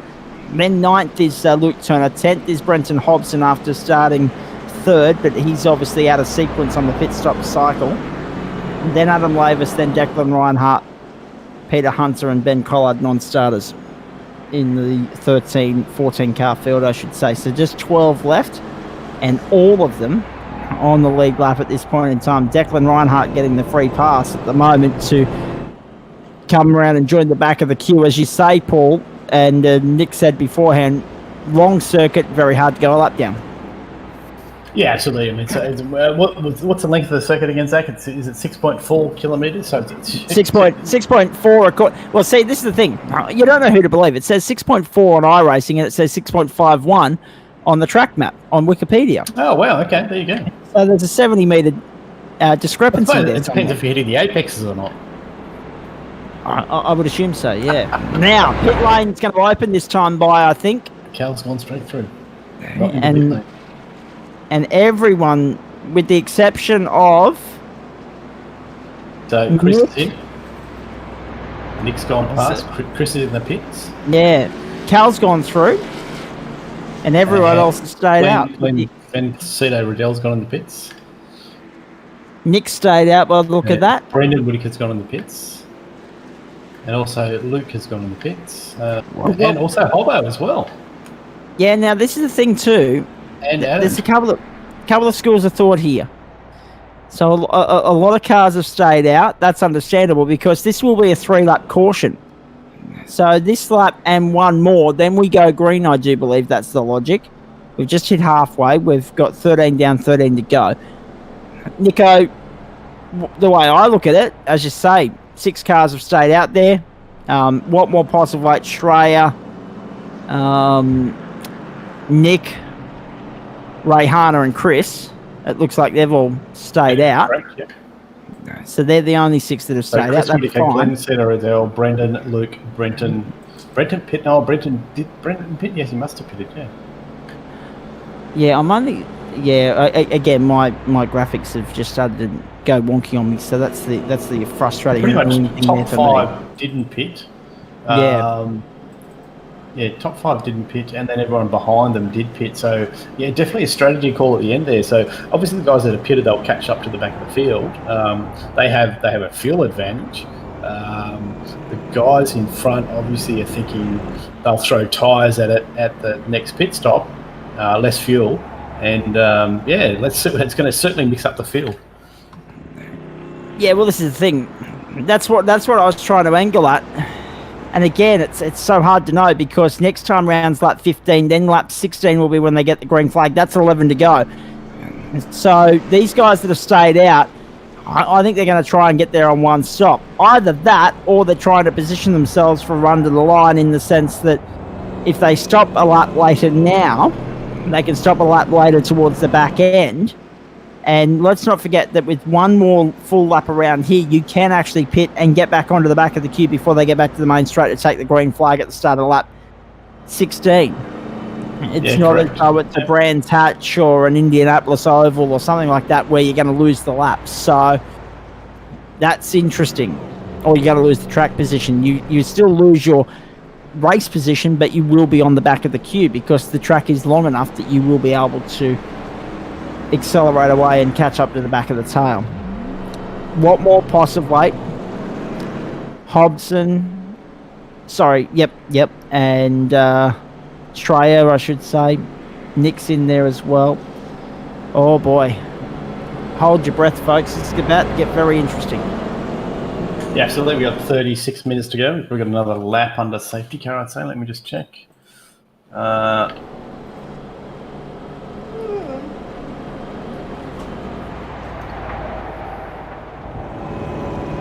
Safety car lights are still on, so we've got another lap at least.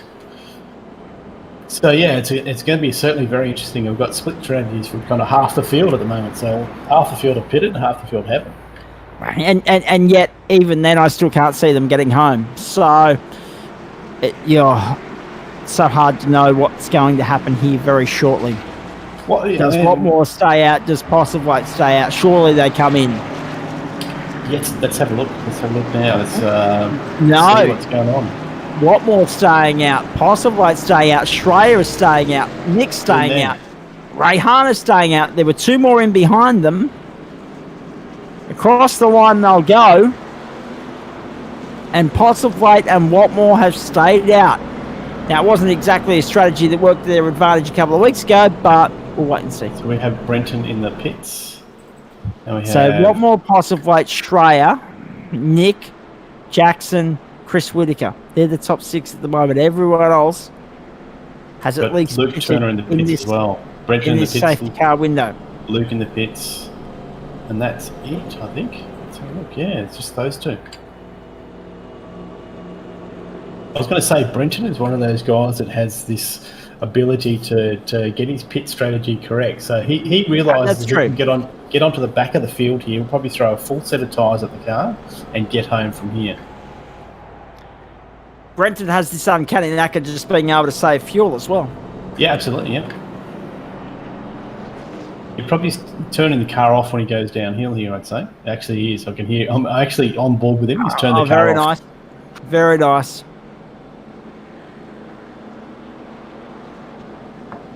So he's doing the ultimate fuel save at the moment. Yeah, I can see his rev counter is going to 0. So he's turning the car off and just cruising down, knowing when he can catch the back of the field. So very smart. So I think Brendan's going to go for. He's obviously trying to do that strategy of getting home from here, which I think he will. Yes. Oh boy. Nick's numbers It's going to be said, close. Yeah, it'll be very close. Nick's numbers said 10 laps if you can save well. 8 laps if you can't. 7 laps if you sprint a little bit too hard. So we'll wait and see. Race time last time by the line was 35 minutes and 26 seconds.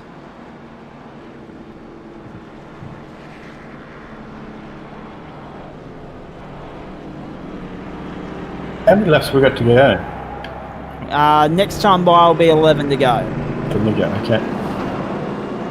1 lap to green, 14 down, 12 to go, 11 next time by the line. 5:05 sim time, Elkhart Lake, Wisconsin. Actually, we're not too far out of sync. We're actually only about 45 minutes ahead of what the actual time is in Wisconsin. Oh, actually, well, hang on. No. We're 8 p.m. They're 5 a.m. So they're 12 hours ahead of where they would normally be at this time of the day, according to the simulator. There you go. That's interesting. Could you imagine a 5 o'clock race around here for cars that don't have headlights? That'd be definitely very, be very challenging, for sure. Oh, yeah. The safety car lights are out. Okay, lights out on the safety car, getting ready to go back to green this time.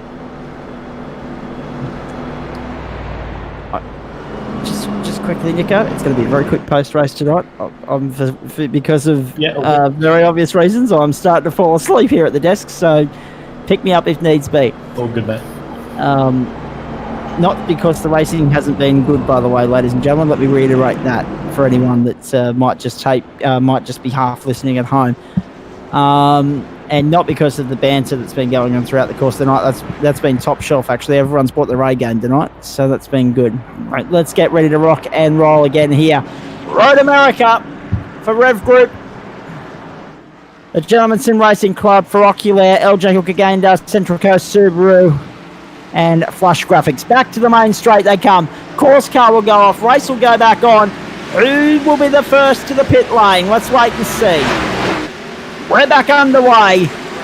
The safety cars in the pits. What more leads them back to green? Then Postlethwaite, Schreier.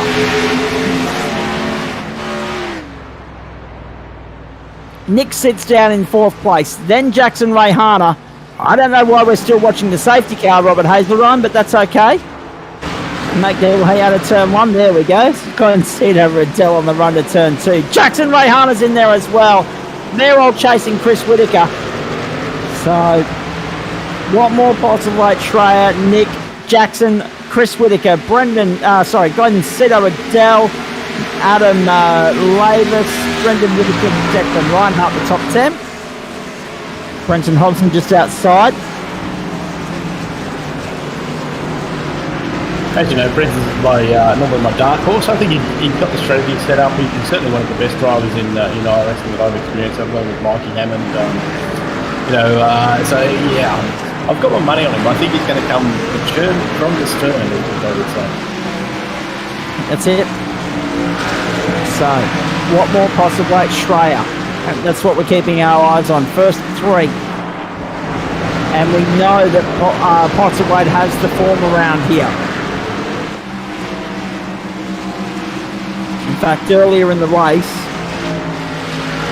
Cal Watmore, fastest start for him.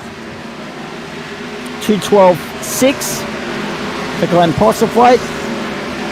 2:12.2. So Postlethwaite, the fastest man on the circuit thus far. Now, I don't have live data with regards to incident points, but I know Nick will update us on that towards the back end of the race. How's I haven't seen anything that's really going to need race control jurisdiction, Paul. Looks like you're going to be off the hook here, mate. Well, I think good night to get Paul Gray involved in race control. I said to him that normally it's a pretty easy race. These guys are pretty respectful, not much for any gentleman to look at. So the only person on 12 incident points is Brendan Whitaker, which is unusual for him. Well, this is very true, actually. It's not like Brendan Whitaker to rack up that many. And whose phone was going off in the background? Was that yours or Rob's? No, not mine. No, I just heard one of those Facebook ringtones, and I'm like, hang on, that shouldn't be happening. So I think Rob's on a phone call at the moment. So we have Michael Schreier on 0. Yep. Chris Whitaker 5. Cal Watmore on 0 as well. Jackson on 5. Glenn Sedder-Adele on 2. Luke Turner, Brenton Hobson, Glenn Postlethwaite, Nick Pop 0. So we've got a fight for the zeros. Indeed, we do. Bonus points up for grabs if you can achieve a 0 as well. Cal Watmore, Glenn Postlethwaite, Michael Schreier. Nick's in 4th. Then Chris Whitaker. Now, is it a one-stop race for these guys from here? They've just got to do another 2 laps out of it. Waddell down on the inside of Rayhana. And job done. Yep. Rayhana's hung out to dry there, and he'll look to fight back going into turn 7, but was not able to. Now the run down to turn 8. Whitaker's all over the back of him like a rash. Brendan Whitaker down the inside. No. Ran out of time. So Watmore, Postlethwaite, Schreier. 1, 2, and 3. But Watmore and Postlethwaite is what we will be checking out in just a moment. In the meantime, Riddell's got by Rayhana and Whitaker.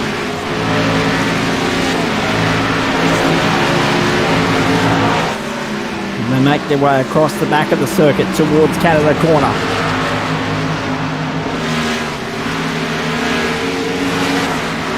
Last time I won, that was 41 minutes 34 in the book too, by the way. So we are definitely exceeding the 60-minute race time tonight, which is fine because it's a 70-minute window that Nick creates here. 26 laps in 70 minutes isn't a problem once you take in the one safety car. Get across the line. Cal Watmore's in the lane. Cal Watmore dives in. He's obviously getting good enough fuel numbers to warrant running with Glenn Postlethwaite to the checkered flag, albeit stopping 1 lap earlier.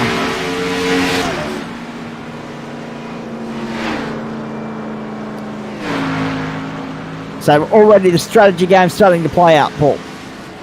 Yeah, absolutely. I think Cal's obviously worked out he can get home from here. He'll throw some tyres. Well, he probably won't throw tyres at it, I wouldn't say. He'll just probably throw fuel at it. I'm just going to have a look.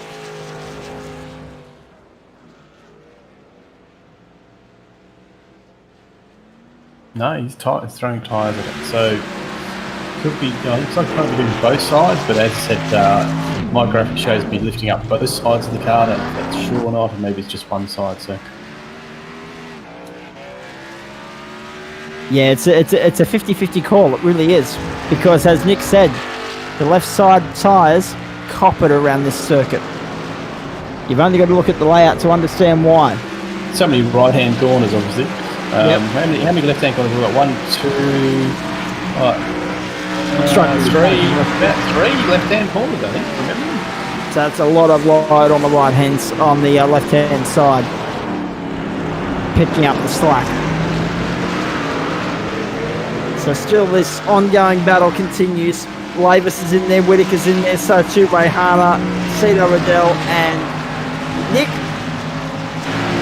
I think this can all play out with their strategy, as we know, half the field pit and half pit, so it'll cleanse itself out, I think, once half the field pits, so. You would suspect that. But again, it's that $64 million question, when do they pit? Now, I've got Glenn Postlethwaite, if he stops next time by, he's only got to get, this is him he's on lap 18 at the moment, so that's 8 to go after the one he's on now. If he pits now, he should get home fine on fuel. And indeed he is in. Glenn Postlethwaite is in the lane. Let's take that shot if we can.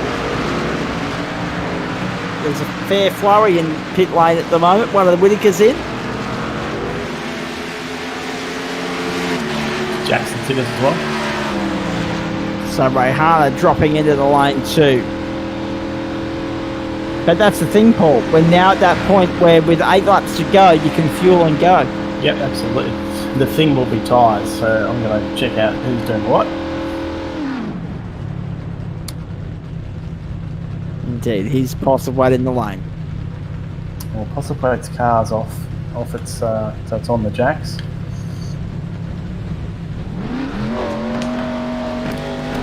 And so Shreyas. So I might have thrown left-hand tyres only, I think. So. Which is what we were predicting during Green Bay pit stops anyway. Nothing untoward here. Yeah, I'd say that pit 2 they might have thrown a full set at them, and maybe pit 1 just at the left-hand side.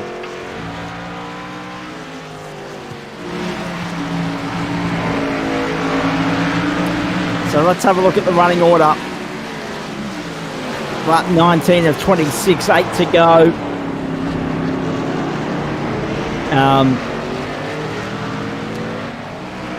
Watmore and Postlethwaite fighting it out for the crown. Rayhana's in behind them.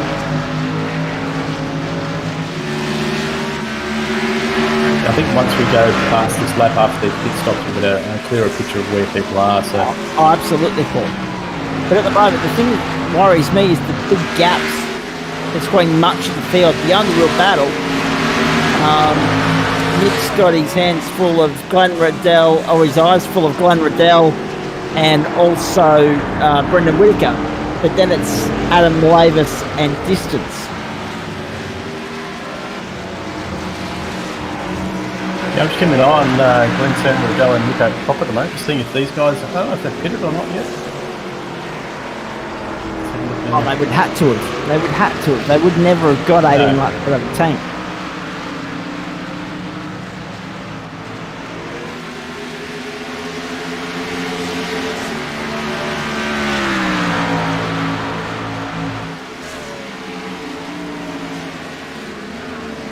To turn 1 that they go again. Nick's doing a nice job holding off Riddell. And he's looking good for a top 5 finish here. Should everything settle down the way we anticipate it will.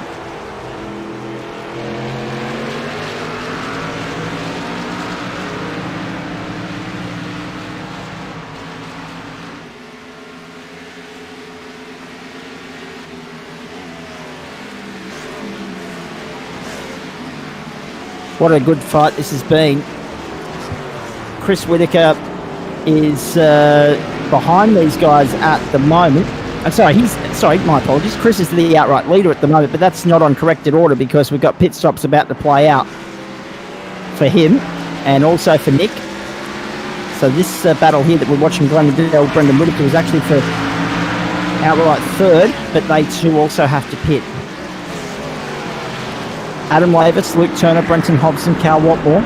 Interesting to note that despite 2 pit stops, despite leading the first stint of the race, Glenn Postlethwaite still on corrected order, sits behind Cal Watmore. Is there something left in Watmore's tank, or is Postlethwaite's tank, or is Watmore likely to get the job done for? Yeah, they're only separated by 3 seconds at the moment, the last time past the line, so very close. Be interesting to see how that pans out. I think probably on corrected time, they're probably 1 and 2. And what we should also point out too, mate, is we've gone beyond that point.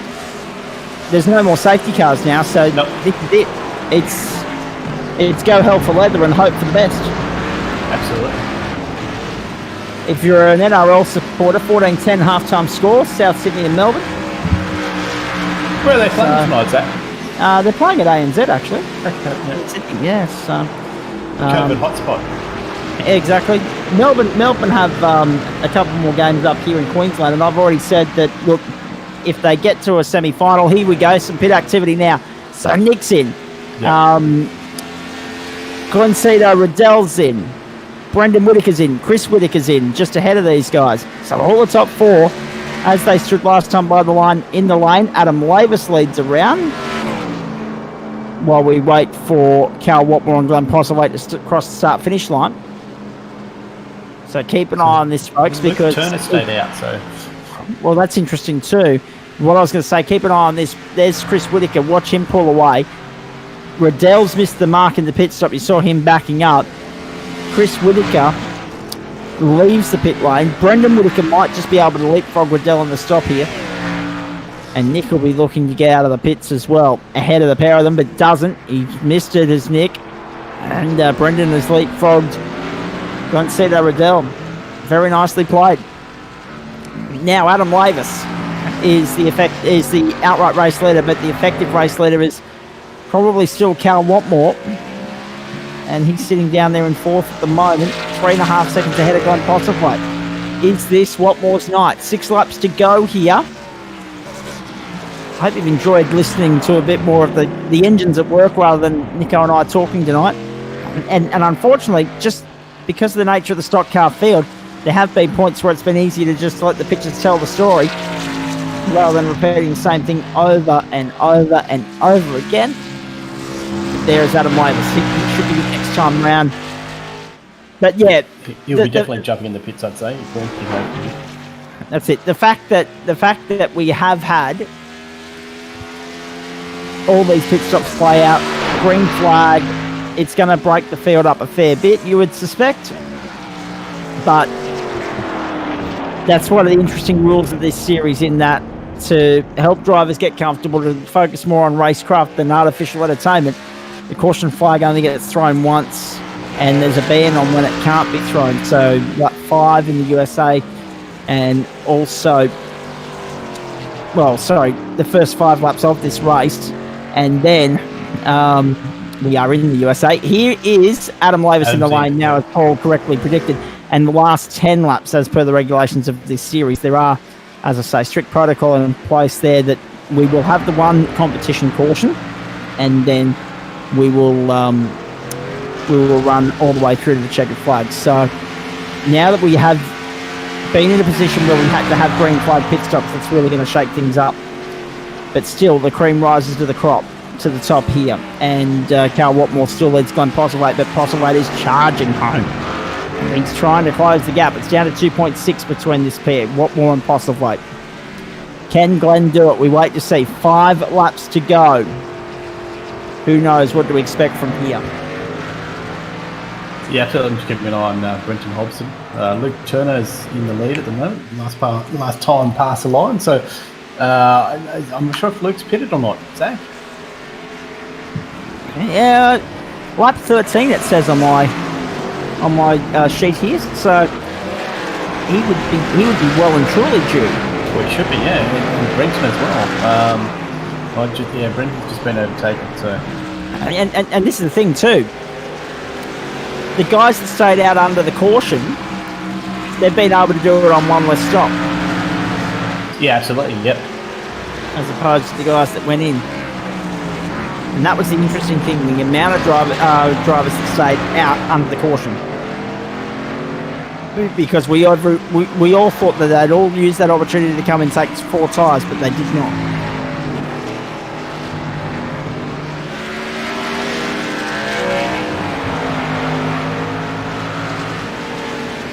So just updating those of you that are Formula 1 fans, Valtteri Bottas topping first practice for the Italian Grand Prix ahead of Lewis Hamilton. I'll give more on that a little bit later on. So surprising, Zach.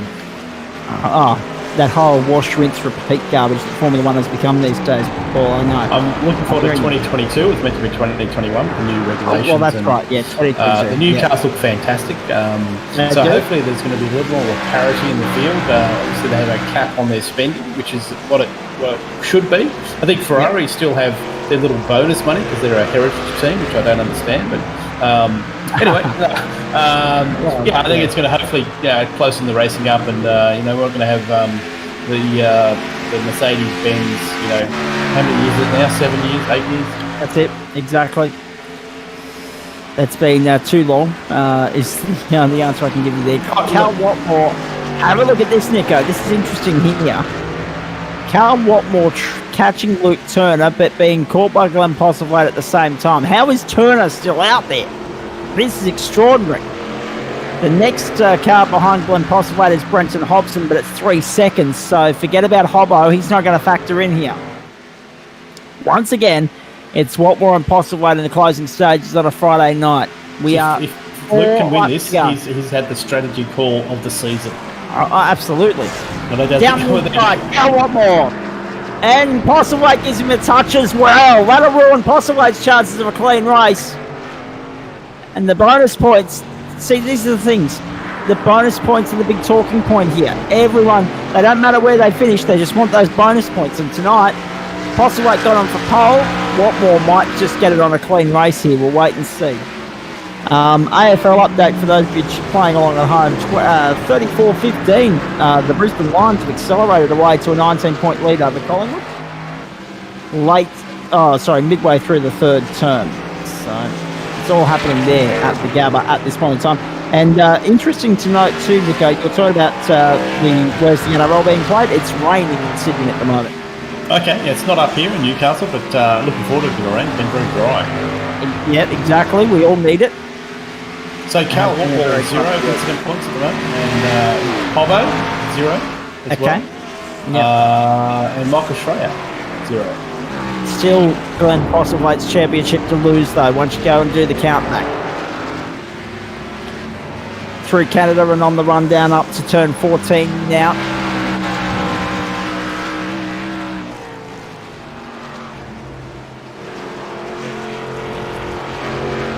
Round onto the main straight.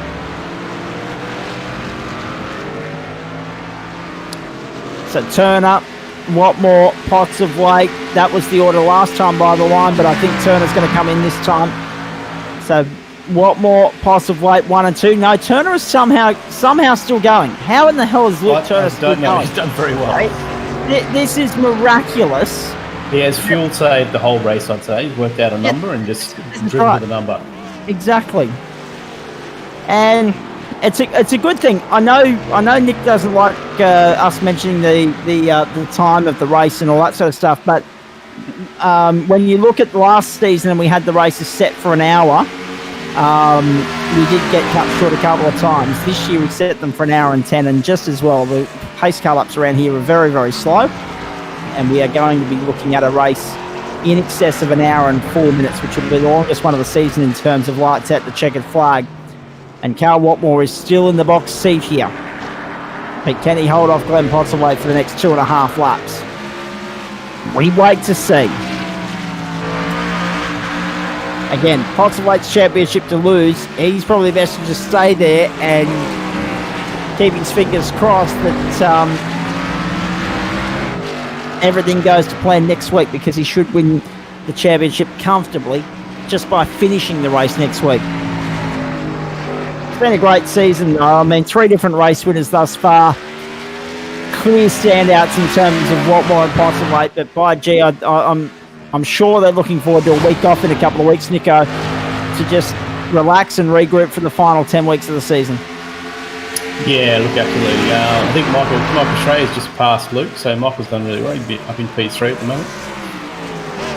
It's been a long season, and next week's going to be really interesting. Obviously, Mount Panorama. These cars. Yeah, exactly. The big one. double points round. So for all the series, double points round. So a lot playing. Oh, have a look at that! Oh, Possible wanted to squeeze down the inside. He ran out of room though, Paul. Sorry, go on. All good. Yeah, double points round next week. So, if you're close to, my aim's always being in the top 10. So if we can get top 10 in the series, next week's double points round. So finish the race and see how it ends up. That's it. 2 laps to go here. Past the 1 hour mark. So, again, looking at about a 1 hour, 4 minute race here. The longest one of the season in terms of time. And Cal Watmore in defensive mode now, trying to prevent Possible from finding a way through this pair. It doesn't matter which racetrack you put them on. When they're line astern like this in the back end, just like Michael Hammond was earlier, it's must-watch entertainment. And Watmore drags clear on the run down to turn 5. Possible using all the road and a little bit more. Nice run out of 5. The run to 6. Watmore staying there, doing a nice job. Will Possible find a way through? What has Watmore got left in the tank?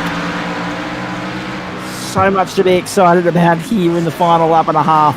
Watmore looking for his 3rd win of the season. And Possible looking to continue the dominance that we've seen from him in recent weeks. Round the carousel. A lap and a half to go.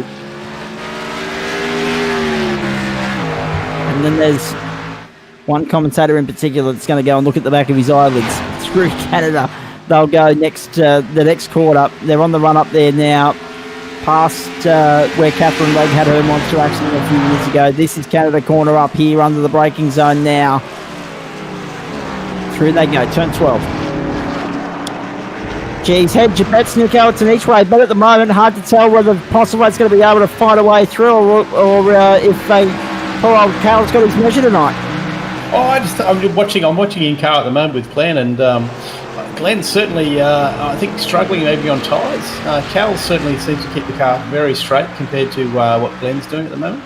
And look, Michael Schreier's 8.9 seconds behind, so definitely not going to threaten the top 2. Really interesting fight. So we got 0.5 past the line then. Indeed we do. 0.591. This is the last lap of the race, folks. And it's been an awesome race from this pair. It's been a little bit lackluster in parts. But this has been a tremendous performance from Cal Watmore, especially if he can pull it off. Possible led the entire opening stint.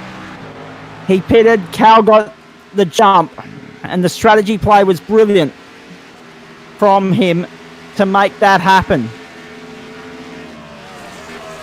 And I wondered at the time whether he short-fueled himself to ensure himself track position. That's one question we'll ask him very shortly. Whatever he did, it worked, and he now sits in the lead with half a lap to go. Yeah, unless he makes a monumental mistake, I think Cal's got this wrapped up at the moment. I think Glenn's really struggling to keep up at the moment. Indeed he is. I'm struggling to keep up as well, Nico. Don't worry about that. 9 Eastern Standard Time. We'll be wrapping it up at 10 o'clock, ladies and gentlemen. Post-race show to come. Looking forward to hearing from Chris Whittaker and also Cal Watmore, Glenn Possible and a few others in just a few moments' time. Around the carousel for the last time. They'll begin the run up towards Canada corner now, along this high-speed back straight, albeit the one with the kink in it halfway along. And Cal Watmore is 3 car lengths clear, and that might be enough. Possible just needs to think conservative, think of the championship right now, and he will go into the Mount Panorama round, the final round of the championship next week, next Friday night, with one hand on the trophy, being that it's a bonus points affair. He can't wrap it up tonight, of course. He would have needed to have been 100 and something points ahead, but that's not going to happen. Last turn, checkered flag.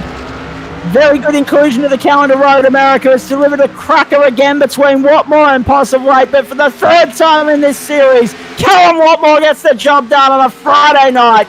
Friday Night Motorsport at Road America goes to the 36. Glenn Postlethwaite second, 0.7 the margin in the end. Michael Schreier comes home for third. Now let's wait and see. Chris Whitaker is going to get home for fourth. Luke Turner, I don't think anyone will be surprised to learn this. He's run out of fuel. Pushing the boundary. Yeah, I think he had to pit on the very last lap there. Jackson Rayhana therefore comes through in fifth. Then Glencito Riddell, Brendan Whitaker. Then Adam Lavis. There's Turner. Or actually, no, that's not Turner. That's Brenton Hobson, actually. He had a shocker in the end. Stop before the bottom. He stopped last turn. Can't move. Oh, well. Can someone give him a push home? Nick's going to drive straight on by. Sorry, champ. See ya. Nick's running short on fuel as well. And can you believe this, eh? Two cars are going to run short on fuel and not be able to make it to the line.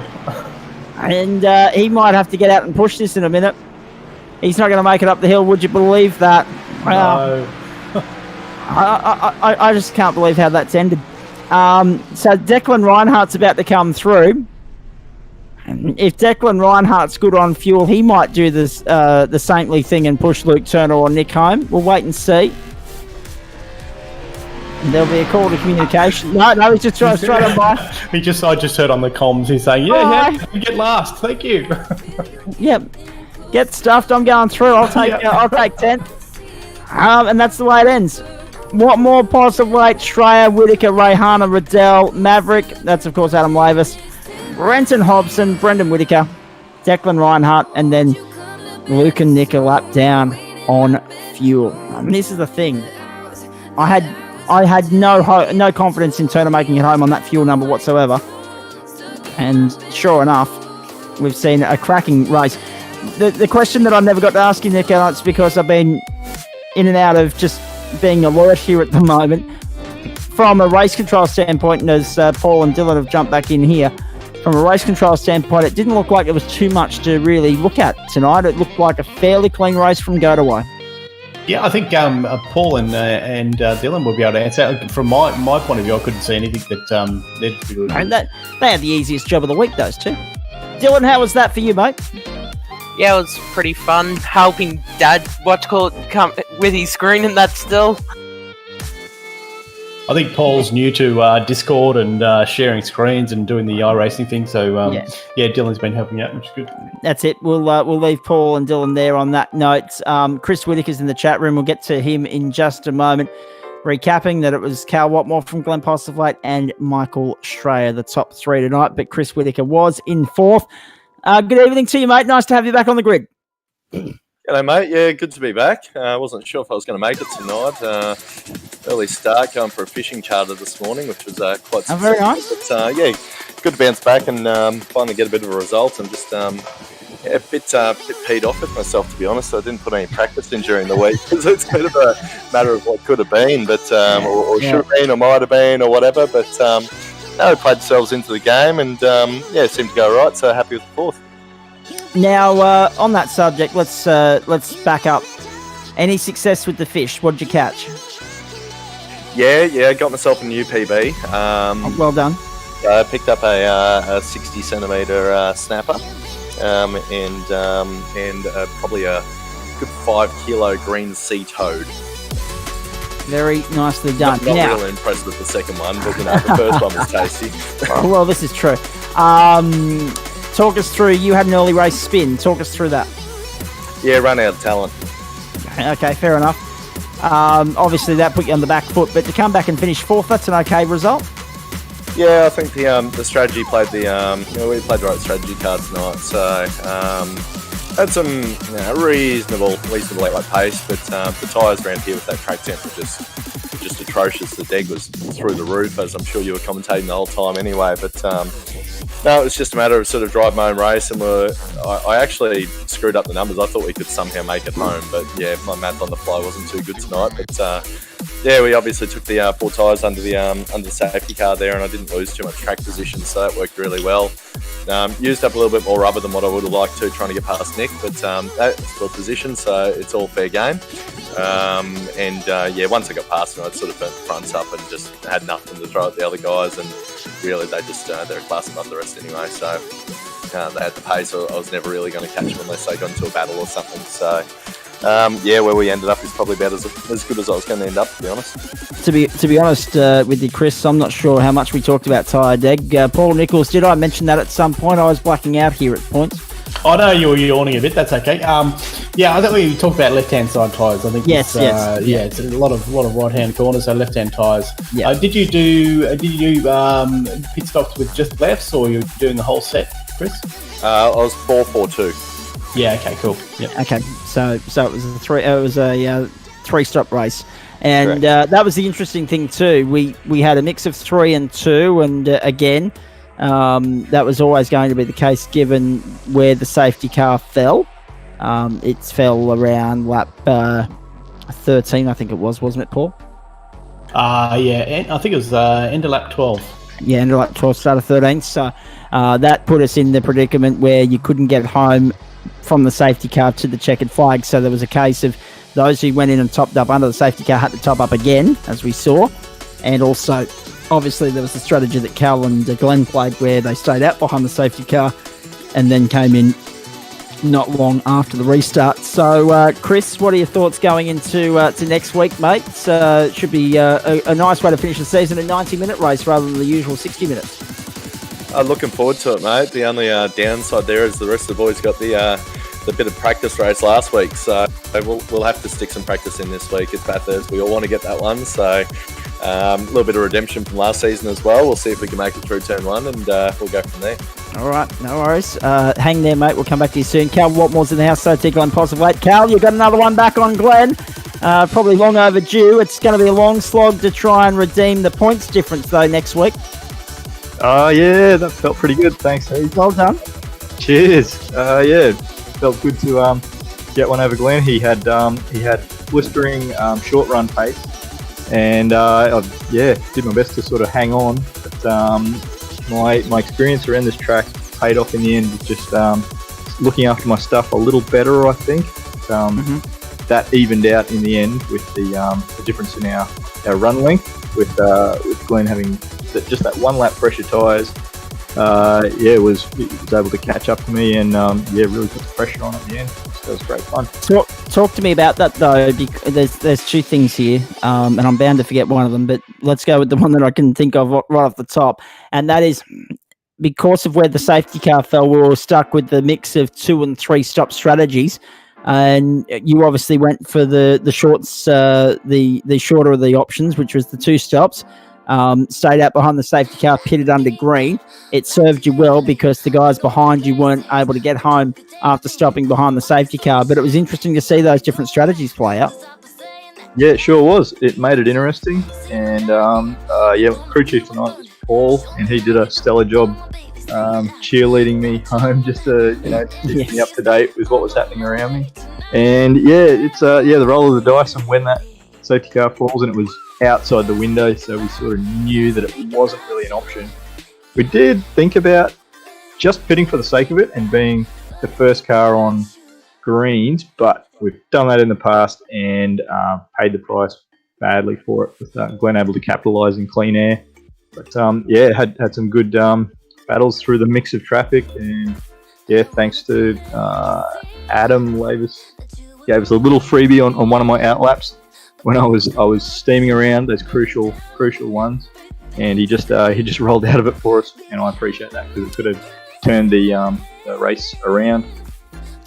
I'll come back to you in a sec there, Cal. I've just gone through and scrolled through the comments after the race here. I don't always get to look at our scrolling comments on Facebook Live as we go, but hello to you, Grant Gill.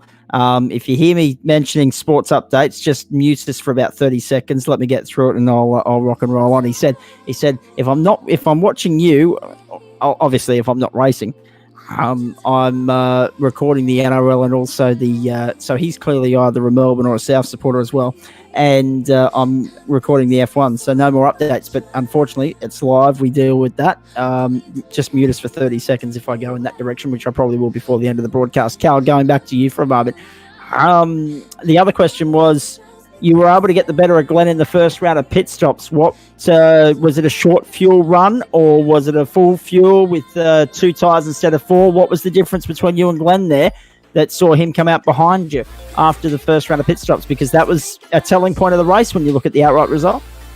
Yeah, that's right. It was when we compared our actual race fuel burn to our predicted, we were doing slightly better. So I thought, okay, with the safety car coming at the middle stint, the pressure was off there, so it sort of opened it up for the undercut. And me and Glenn were in a real, ragged battle. And just at the last minute, Glenn was ahead, and I ducked in the pit, which gave me the 1 lap undercut, and had just a perfect stop and out lap, which really paid off. And gave me a bit of a comfort gap to Glenn. Indeed, that's all it needs to be in the end, I guess. The perfect pit stop can be. How many times have we seen races won and lost in the lane?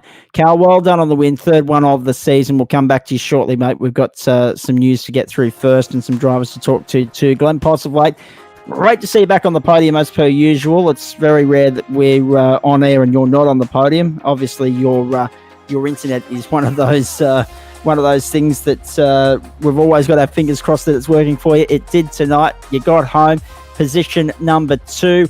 And a comfortable lead in the championship going into the final round. Oh, yeah, thanks. First of all, congrats to Cal. He had great pace tonight, so yeah, he definitely deserved that one. I was pretty happy with the pace early on, but definitely in the first stint, I probably pushed a little bit too hard. I had a few sort of rear locking issues, and that just after that happened, sort of after a couple of corners, just started losing the rear too much. So yeah, he jumped into the pits and I wasn't expecting it. So I think we were doing like high, I think like 217s or 218s, and then when you come out on fresh tyres, you're doing like 212. So he pulled about I think 7 seconds on me just from the pit stop. So I just tried to slowly reel him in without using the tyres too much, and got back down to I think a couple of seconds, and the safety car come out, which was a bit of a difficult sort of area of the race. So just tried to push on and just see what we could do. But obviously he pitted I think a lap before me again in the last stint. I sort of hadn't worked out my fuel number, so I wasn't 100% sure I could make it from there. So I just did the extra lap and tried to reel him in, and sort of got pretty close to him and ended up getting into the back of the loop. He was up there, and kind of cost me a little bit. It was my own mistake, but well, this is the thing too. You lost the opportunity for bonus points there, and then for a clean race, because that gave you a 1 or a 2x, did it? Yeah, 4x. That was I had no intention until then, but I noticed the touch, and I mentioned it on the broadcast. I said, "There goes your clean race." I didn't think it'd be.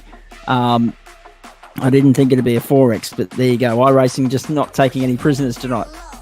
Yeah, that's it. It's a bit of a shame, but it was my misjudgment. I just sort of Cal went down the inside, so I tried to go pretty deep down the outside and then cut back under to get a run out of the corner, and just didn't sort of judge how much he was slowing up. So just it's a bit of a shame, and just probably burned the tyres up a bit after that, trying to make the ground back up. But good fun anyway. Indeed it was. And Cal, can I come back to you for a moment, mate? The interesting thing that is worth mentioning here is that that safety car period. How much were you able to save, and how were you achieving it in terms of fuel behind that safety car? Good call. I do have a pretty handy button on my shifter for ignition, and but I think, to be honest, with the timing of it, it wasn't too crucial at that stage. So I think during the first stint we did do a bit of lift and coast, just to give us a little bit of headroom. But then the timing of the safety car, we didn't end up needing it, so it was good to practice getting that number down. Indeed, it was. Grant Gill, this is where you press the mute button, mate, because I'm just about to update because Paul Nichols and I are hedging bets here. It's about to be 16-all. At the ANZ Stadium. Cameron Smith is lining up to boot a conversion there. It's 16-14 in favour of South Sydney, and make it 16-all. So all locked up in Friday night football. As a Melbourne supporter, I've got my fingers crossed that Melbourne continue their strong form that they've shown in the last couple of minutes. So let's get back to the chat here. I'll come back to you two leaders in just a moment. Let me go to Nick. for the first time Hello. in the post-race show and say welcome back, mate. Nice to have you back in the booth again. But unfortunately, unlike the GT race where we had when we raced at Road America, where we had people that could push those that were out of fuel up the hill, you had no friends. And even those that were still on track, like Declan Reinhardt said, no stuff you, I'm gone. Yeah, oh, look, you got to push the limits here. I ended up running off the road and having 3 bites of the cherry in my last pit stop. And then driving angrily, burnt up all my fuel. And then by the time I looked down, I was like, oh, I better start saving. Yeah. And yeah, that was that. I got past, I don't know who it was on the straight. And then, yeah, they were further up the road than me, so they got classified in front of me. But yeah, I had a ball. I should have come out somewhere near in between Jackson and Glenn, but my cock up just led to my downfall at the back end of the race. Yep, we'll let that slide. No worries. As far as that is concerned, you weren't the only one. Luke Turner, who we were looking at on our, I don't know, and I know Brenton Hobson's not in the chat window either. The numbers that I'm seeing here, Luke Turner and Brenton Hobson, their last pit stop, according to what I had being shown to me on my screen through the race graphics that Adam Lavis helped set up for me, had Luke Turner last stopping on lap 13. No wonder he ran out of fuel on the last lap. And he pulled up just before Nick did, as you saw there on the run out of turn 14. Brenton Hobson also running out of fuel there in the closing stages because he dropped well down the order to finish in 8th after being as high as 3rd. So that was interesting.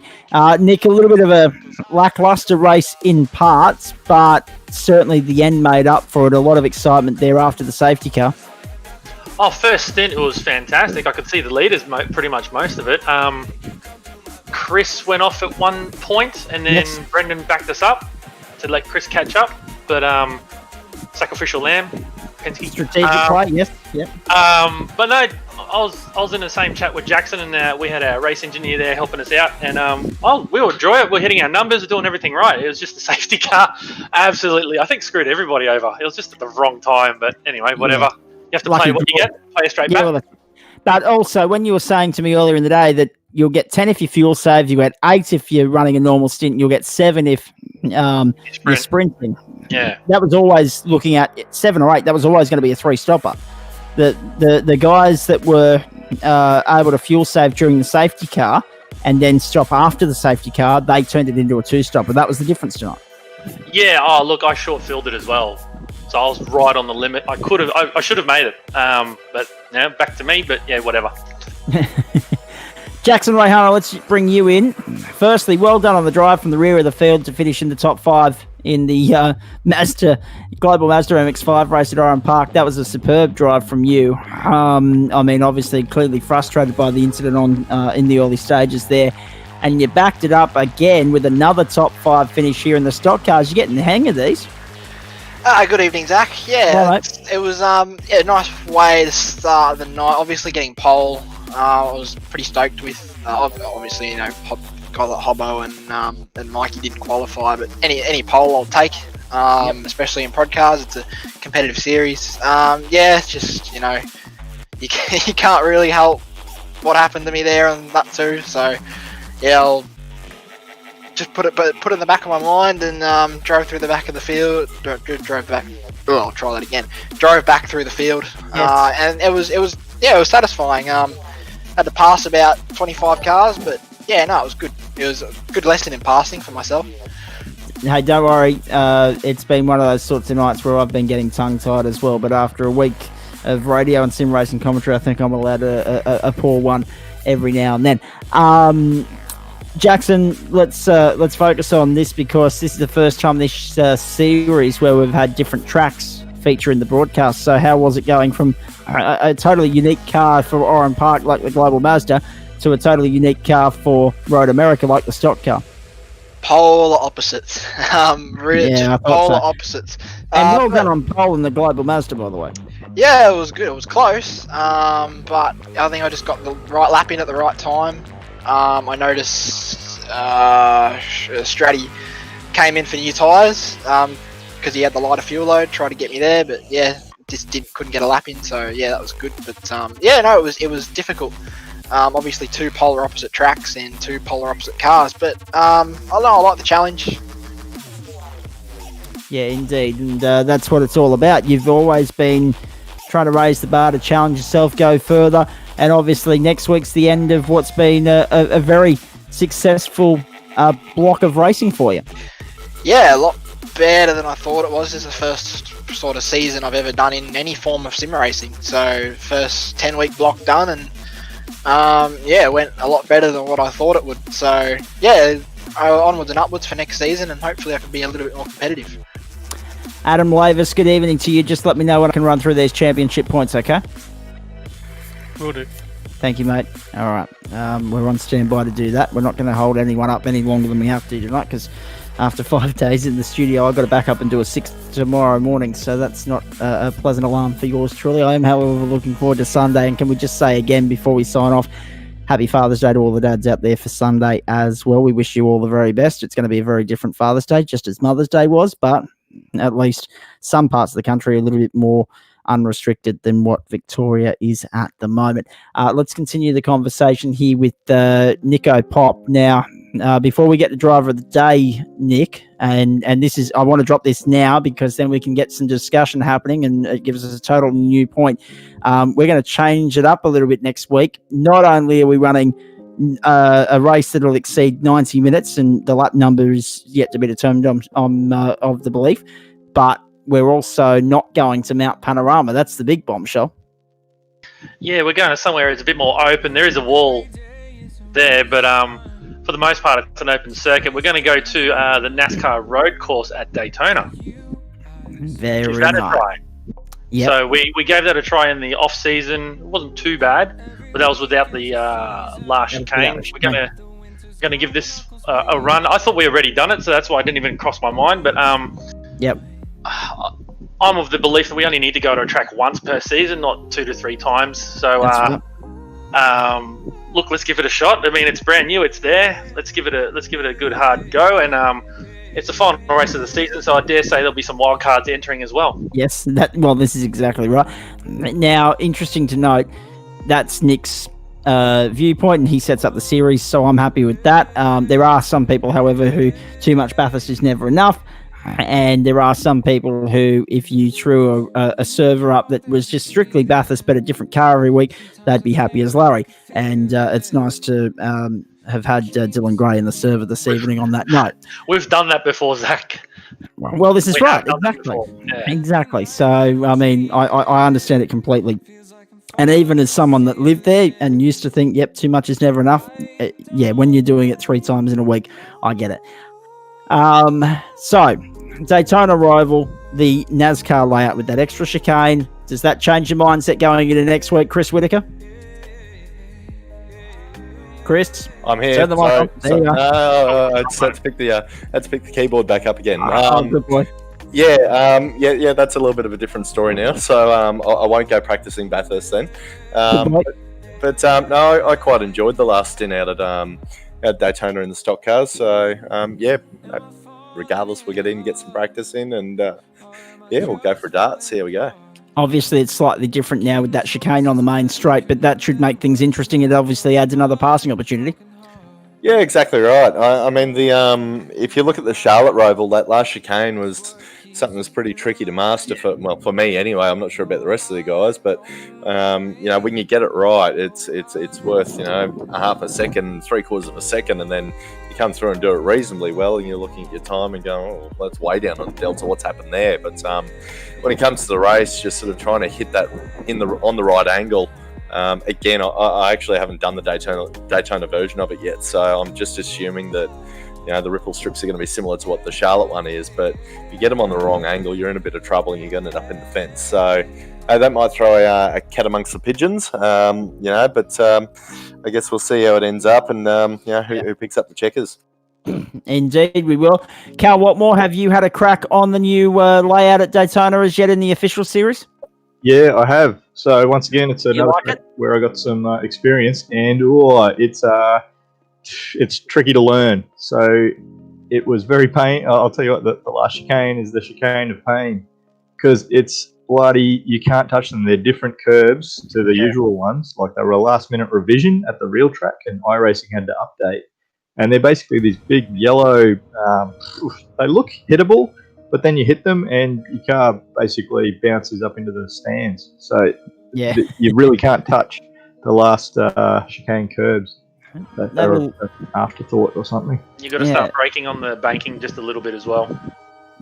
Yeah, that's right. Hey, good to have Chris back running with us and almost on the podium. And hey, Michael Schreier got his podium that he's been working for the past couple of races. Yeah, he's been desperately seeking that. There's no doubt about that.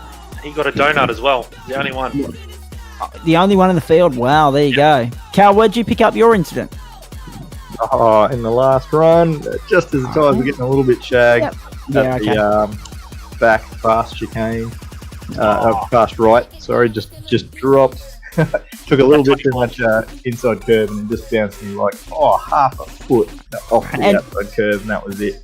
And that's unfortunate for you, because with Glenn already telling us about his incident, I thought that would have been nice for you in terms of lessening the gap between you and Glenn, but not to be, obviously, and Glenn got the 5 bonus points for pole, so it wasn't to be, unfortunately. It's a tough ask next week, Cal, but obviously it's a circuit that you like.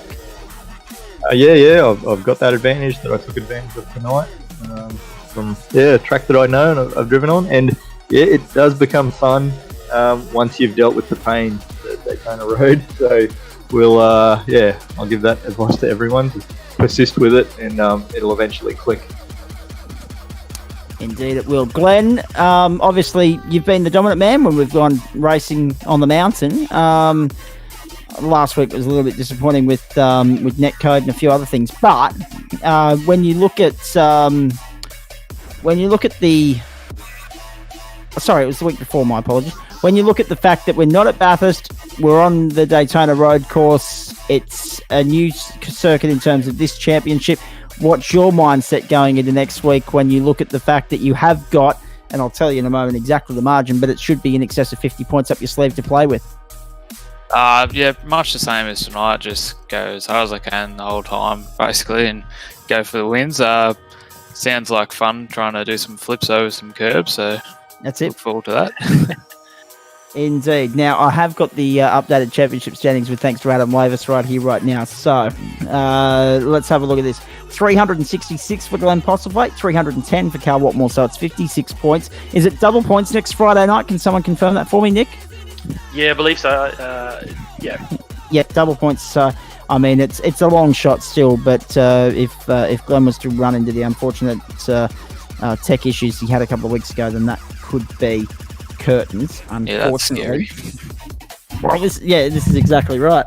This is why I mention it. Obviously, that was Phillip Island. Bathurst a clear win. 1, 2, not as dominant as a stock car season for you this time around, Glenn. Just the 4 wins, 3 to Cal and 2 to Brenton. So it's been a bit more competitive at the pointy end of the field. But we wait to see what might happen when we get to Daytona next week. 310 for Cal, 295 for Brenton Hobson charging home, although tonight wasn't exactly a great result. Michael Schreier closing in 285, 249 for Adam Lavis, 243 for Nick, and 238 for Jackson Rayhana, 237 for Brendan Whitaker, 204 for Chris Whitaker, and 181, for Trent Lavis, making up the top 10 there.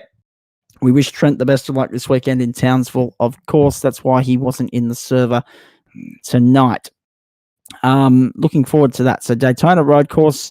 Jackson, let's get your thoughts on the road course, because as far as stock car racing is concerned, it was new territory entered into about 3 weeks ago when the Real World Series did it. For the rest of us, though, the fact that iRacing were very quick to update the circuit to incorporate that chicane means that we can join the fun of the fair as well. Absolutely. I love the road course. Only thing is I've done a lot of laps in the LMP2 and the Daytona prototypes around there. So these things will obviously be a different kettle of fish. But as I always harp on, I love a new challenge, and it's just it's good that it's a track that I've been to before. Won't be really chasing my tail trying to learn the track and the car at the same time. It's just the only difference will be most people just trying to master that chicane. So as Cal and Nick alluded to, so it's going to be very interesting to see how that all plays out. We've got about 13 minutes before we'll wrap up here. I won't keep you guys past 10 o'clock.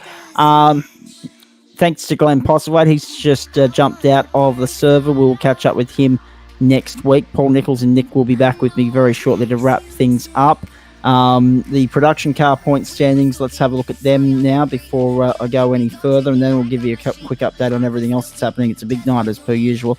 Matt Stratford on 331 leads Simon Ferris 309, Michael Hammond 288, Jackson Rayhana a nice for his salvation effort tonight 279 and 259 for Rick Vincent, Brenton Hobson 246, 206 for Tony DeRossi, 185 for Grant Gill, then Nick on 183, and that's despite not starting tonight, and 176 for Chris Stark make up the top 10 there. Steel Drift Esports Motorsport continues Monday night, Wednesday night and Friday night. Monday and Wednesday exclusively Mount Panorama. GT finale, 2-hour race. Looking forward to that. Up and comers into GT4 TCR on Wednesday night. For some reason I keep going to say TC4 and GTR. I don't know what it is, folks. I'm sorry. And that's, of course, coming up from Monday night, 7 p.m. Make a note of that. The earlier time, 1 hour earlier because it is a 2-hour race. Wednesday night, we'll have 7:20 start there, or 7:30 start ready for the 7:40 race, and the second race is 60 minutes instead of 40, so we'll be with you a little bit later into the evening. Friday night, again, the second race longer, but we start the same, 6:30 p.m. Eastern Standard Time, and that will be production cars, Mount Panorama and the GT4 cars. We've already elaborated on that earlier. Stock cars, Daytona. So for the second week in a row, it's an Australia-USA double header. The stock cars in the USA staying there to Daytona Beach, Florida, and a 90-minute-ish race there based on the lap number, which Nick will come up with in the next couple of days, I am sure, taking into consideration probably 2 competition cautions because it's 30 minutes longer, and obviously extra pit stops as well. So bearing all that in mind, we'll have a lap number for you next Friday night. Looking forward to all of that, but all eyes now, of course, on the new season, and we've got the calendar here. We might just tease that in a minute because Cal Watmore's been asking for the Mid-Ohio Sports Car course for a while, and I think he's going to get it. Looking forward to seeing how all this plays out. Chris, Monday night, are you going to jump in as a pro-am in the main feed, or are you going to jump in and lend your hand to some commentary once more? We'll see how we go, mate. Probably commentary, because I'm actually only in ham when it comes to GT3, so because I haven't done any of the series or anything. So we'll see how we go, mate. I might jump in for a chat. We'll just play it by ear. Why not? 7 o'clock Monday night. I look forward to your company one way or the other. And of course, well, that's the thing too. The next season, the pre-qualifying starts next weekend. So once the current season wraps up, we start pre-qualifying. I'm sure you'll be all guns blazing to get onto the Silverstone circuit to pre-qualify for the GT series so that you are in the pro split once more. That's the plan, mate. So we'll see what, as long as we can hit the time, we'll stick a couple hours into a set and work out what the best GT3 car is at the moment. I don't know, I haven't driven one for a few weeks, so I'm not sure if there's been any other updates or bops or anything. So we'll go for a squirt and see if we can make that top split and work out what we're going to do from there. I won't reveal the whole calendar because I haven't had a proper look at it as yet, but Monday, September 21, it starts. This is the new GT series.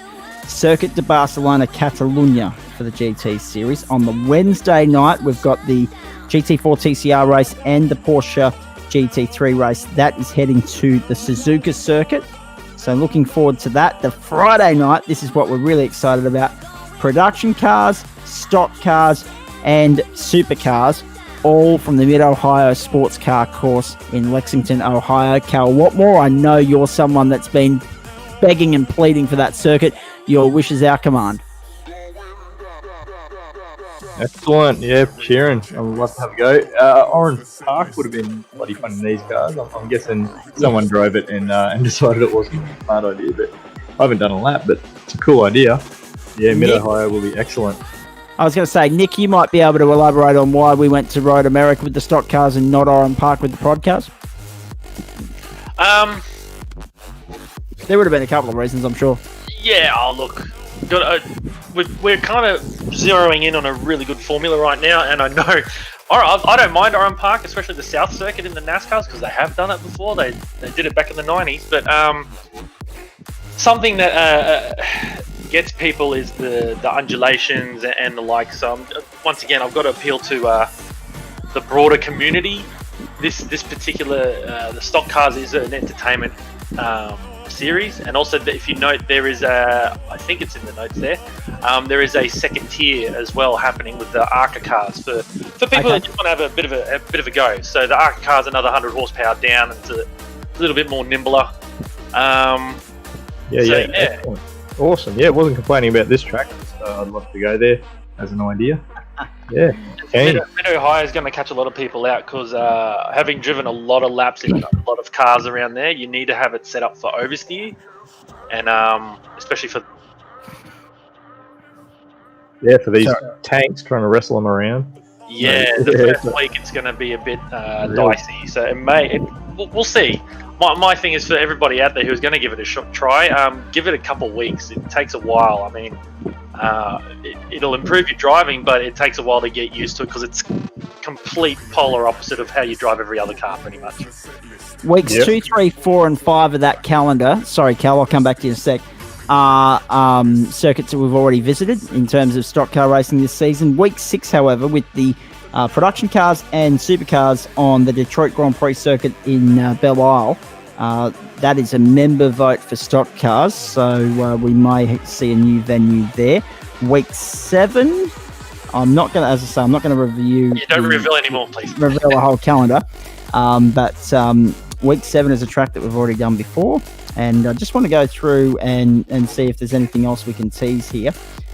And the answer is no, not at this stage. So, we'll come back to that at a later point in time. But there will be some variation on a Friday night with production cars and supercars sinking, but stock cars will visit different circuits to what we've got there. But looking forward to all of that. The season starts September 21, the Monday night, with the GT Series, going all the way through to November 27. And we can all stop and have a break and rest for Christmas and the New Year. So looking forward to all of that. What's the plans for this weekend, boys? Obviously, Cal Watmore, Father's Day. First time Father's Day. You must be looking forward to that. Yeah, that'll be a bit of fun. We'll go see the fams. My folks' place down the Gold Coast should be nice. Yeah, should be a nice, relaxing weekend, hopefully. Exactly, Chris Whitaker. What's the plan for you on Father's Day? We got brekkie with the oldies on Sunday morning, and then take the kids fishing some stage on Sunday. I haven't even looked at the tides or weather or anything yet, but we'll find somewhere, and they'll be bored in 20 seconds. So we better have a park next door to wherever we're fishing, I guess. Indeed. Obviously, Jackson Rayhan is still with us. What's your plan for this weekend, mate? Obviously, treat the old boy for Father's Day, but then obviously a lot of time and prep going to be spent preparing and getting ready for Monday, Wednesday, and Friday night, I take it. Yeah, probably spend Father's Day with the family. It's always good to get some time off the sim. Been pretty flat out the last 10 weeks. So, yeah, I'll probably take that day off. But any chance I can get, probably laps at Bathurst in the Pink Pig, the Mercedes. Yep, very, very good. Paul's still on mute there at the moment, so I can't get Nico's attention. But Nick, let's start to wrap this pig up. Driver of the night, let's go there. Across both the production car race and the stock car race, Jackson was impressive, 10th to 5th. The fact that there was only one with no incident points is also a highlight for the stock cars. We've only had that, I think, once this season. I think that's the first time that we've had only one driver come home with no incidents, which is incredible. As far as the production cars are concerned, though, you can't look past that first and second battle because that had absolutely everything, didn't it? Michael Hammond and Brenton Hobson putting on a real show. Yeah, well, if we go to the production cars, basically the top 5-6 guys would really put on a good show. I know Jackson was there in a battle. I can't remember exactly who it was with. I think it was Dales, I think. There was Dales, but then there was another one towards the end of the race. That caught my attention. But you can't really look past Hobbo and Hammer. That was just absolutely fantastic, especially that last lap. That was great. I'll have to share that one with both of those dudes. And for this one, the stock cars, I mean, big shout out to Jackson from 10th to 5th, but I'll give it to Michael here. He just silent achiever, 10 seconds off the lead with 0 incident points. Said his fastest lap, 6 from the end. Yeah, no, it was a very fine performance from all involved tonight. They put on a great show. Unfortunately, Paul Nichols is still unavailable to chat at the moment. I'd love to get his thoughts, but we are running out of time here. We will reveal all the calendars for all the series that we're broadcasting in the next 10-week block on Monday night. I've got a bit of work to do over the weekend to make sure that is ready to rock and roll. We'll bring it to you at the end of the GT3 broadcast. We'll also, of course, in that broadcast, we'll have qualifying in the race from the main server, which is Pro and Pro-Am on Monday night. Bigger field, lots of cars, lots of traffic, lots of excitement. Mount Panorama, Bathurst, you know the drill. A 2-hour race, you're looking in excess of 50, maybe 52 laps there, depending upon safety cars and the like. We'll also wrap up the AM split and give you all the championship news and information that you need there as well. We'll reveal the calendars for the new season, which have been finalised today. If you're not if you're a member of the club and not someone that's just tuning in for the broadcast, you can obviously already see it via the Excel document that's been uploaded onto the Gentleman Sim Racing Club Facebook group. And that's just about it. Formula One, as I alluded to a short while ago, if Grant Gill and anyone else that doesn't want the spoiler switches to mute right now, I'll run through what's happened in opening practice for the Italian Grand Prix. Of course, obviously the sad news there with the Williams family walking away, but that was inevitable, you'd have to say. This is the Italian Grand Prix, round 8 of the World Championship, practice 1 in the books.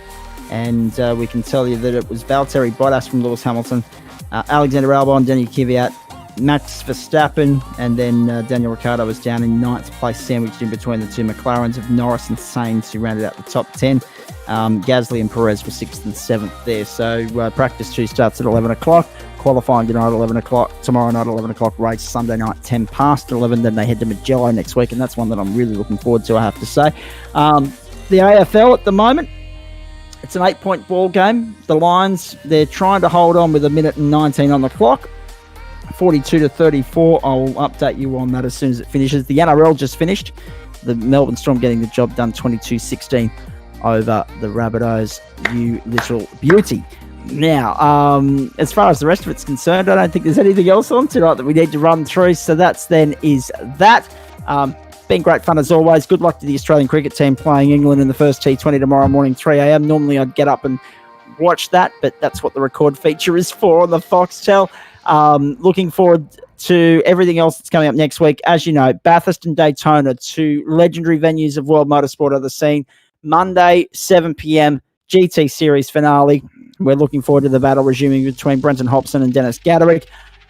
And then, of course, we've got on Wednesday night the up-and-comers finale. That is also from Mount Panorama. They're back in the V8s, I believe, for that, in the Legacy Supercar, after putting on an awesome show in the Skip Barbers at Watkins Glen this week. So that'll be from 7:30 Eastern. We'll lead into the race. The Porsche, BMW and Audi showdown, that is GT4 TCR, comes up at 8:40, and that is a 60-minute race as opposed to the usual 40. So they've got an extended race next week. Friday night, 6:30. Looking forward to this one. Production car finale from Mount Panorama. 45 minutes GT4 cars, which you see in action twice next week, which is going to be good fun. And then, of course, we head to Daytona for the Stock Car Series finale, and that will be an extended race, so 1.5 times the length of the usual. So looking forward to that. It'll be a little over 200 kilometres of the Daytona International Speedway. Really looking forward to that. Lions getting the job done, 42-34 over Collingwood. Good work, Brisbane. Always nice to see Collingwood lose. Anyone but Collingwood and anyone but Manly, isn't that the rule? Gentlemen, thank you very much. Well done. Great show tonight. Well done to Cal on the win, and obviously Heaps, Zach. Thanks heaps to TGRC for putting on a great race, Nick and Paul, all the organisers. Yeah, thank you. Well done, mate. Nicely done. 3rd win of the season. Anyone else want to chime in before we sign off here? bring on next week. Yeah, exactly. Grand finale week. We always look forward to it. Jackson, Chris, well done, boys. Take it easy over the weekend. Adam Lavis, thank you to you for crunching out the numbers tonight, and also awesome broadcast quality on Wednesday night as well. And in terms of the race, 7th for you tonight, so that's actually a really good result. And flying the Lavis flag while Trent's up preparing for things in Townsville. So thank you for that. Thank you, mate. We'll look forward to it. I'll chat with you more on Wednesday night because you're going to be in the booth with me throughout, directing the broadcast in Rob's absence. Rob, nice to have you back on deck as well, mate. We'll catch up next week.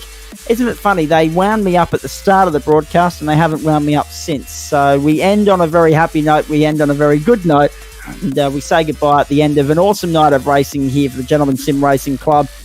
And we hope you've enjoyed all the action for Flash Graphics, for Oculair, for LJ Hooker Gaindar, for Central Coast Subaru, on Do a Drift Esports. Michael Hammond and Cal Watmore, your winners in a legendary Friday night of entertainment. Again, it was Hammond and Hobson putting on an awesome show in the prod cars. Watmore and Postlethwaite yet again absolutely showcasing why we love stock car racing, particularly when those two are in the field on a Friday night as well. So all the dads out there, have a great day on Sunday. A huge day for all the dads out there, even though 2020 Father's Day will look a little bit different. And to my father, Gregory, all the best to you. I'll talk to you on Sunday.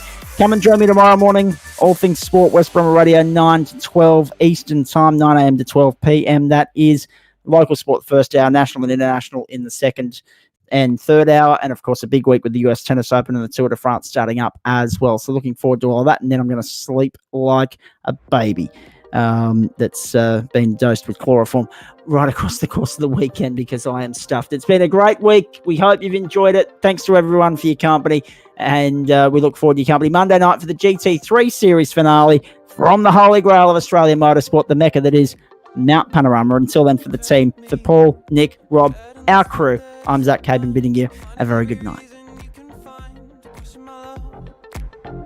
Remember that it's not me. I was never the one who broke your heart. We both know I've been gentle from the start. So though the questions keep on coming this time, you know that I'll listen. You know I'll be patient with you. You're my baby. Maybe this time trust me, you'll know I'll be faithful to you, you're my baby.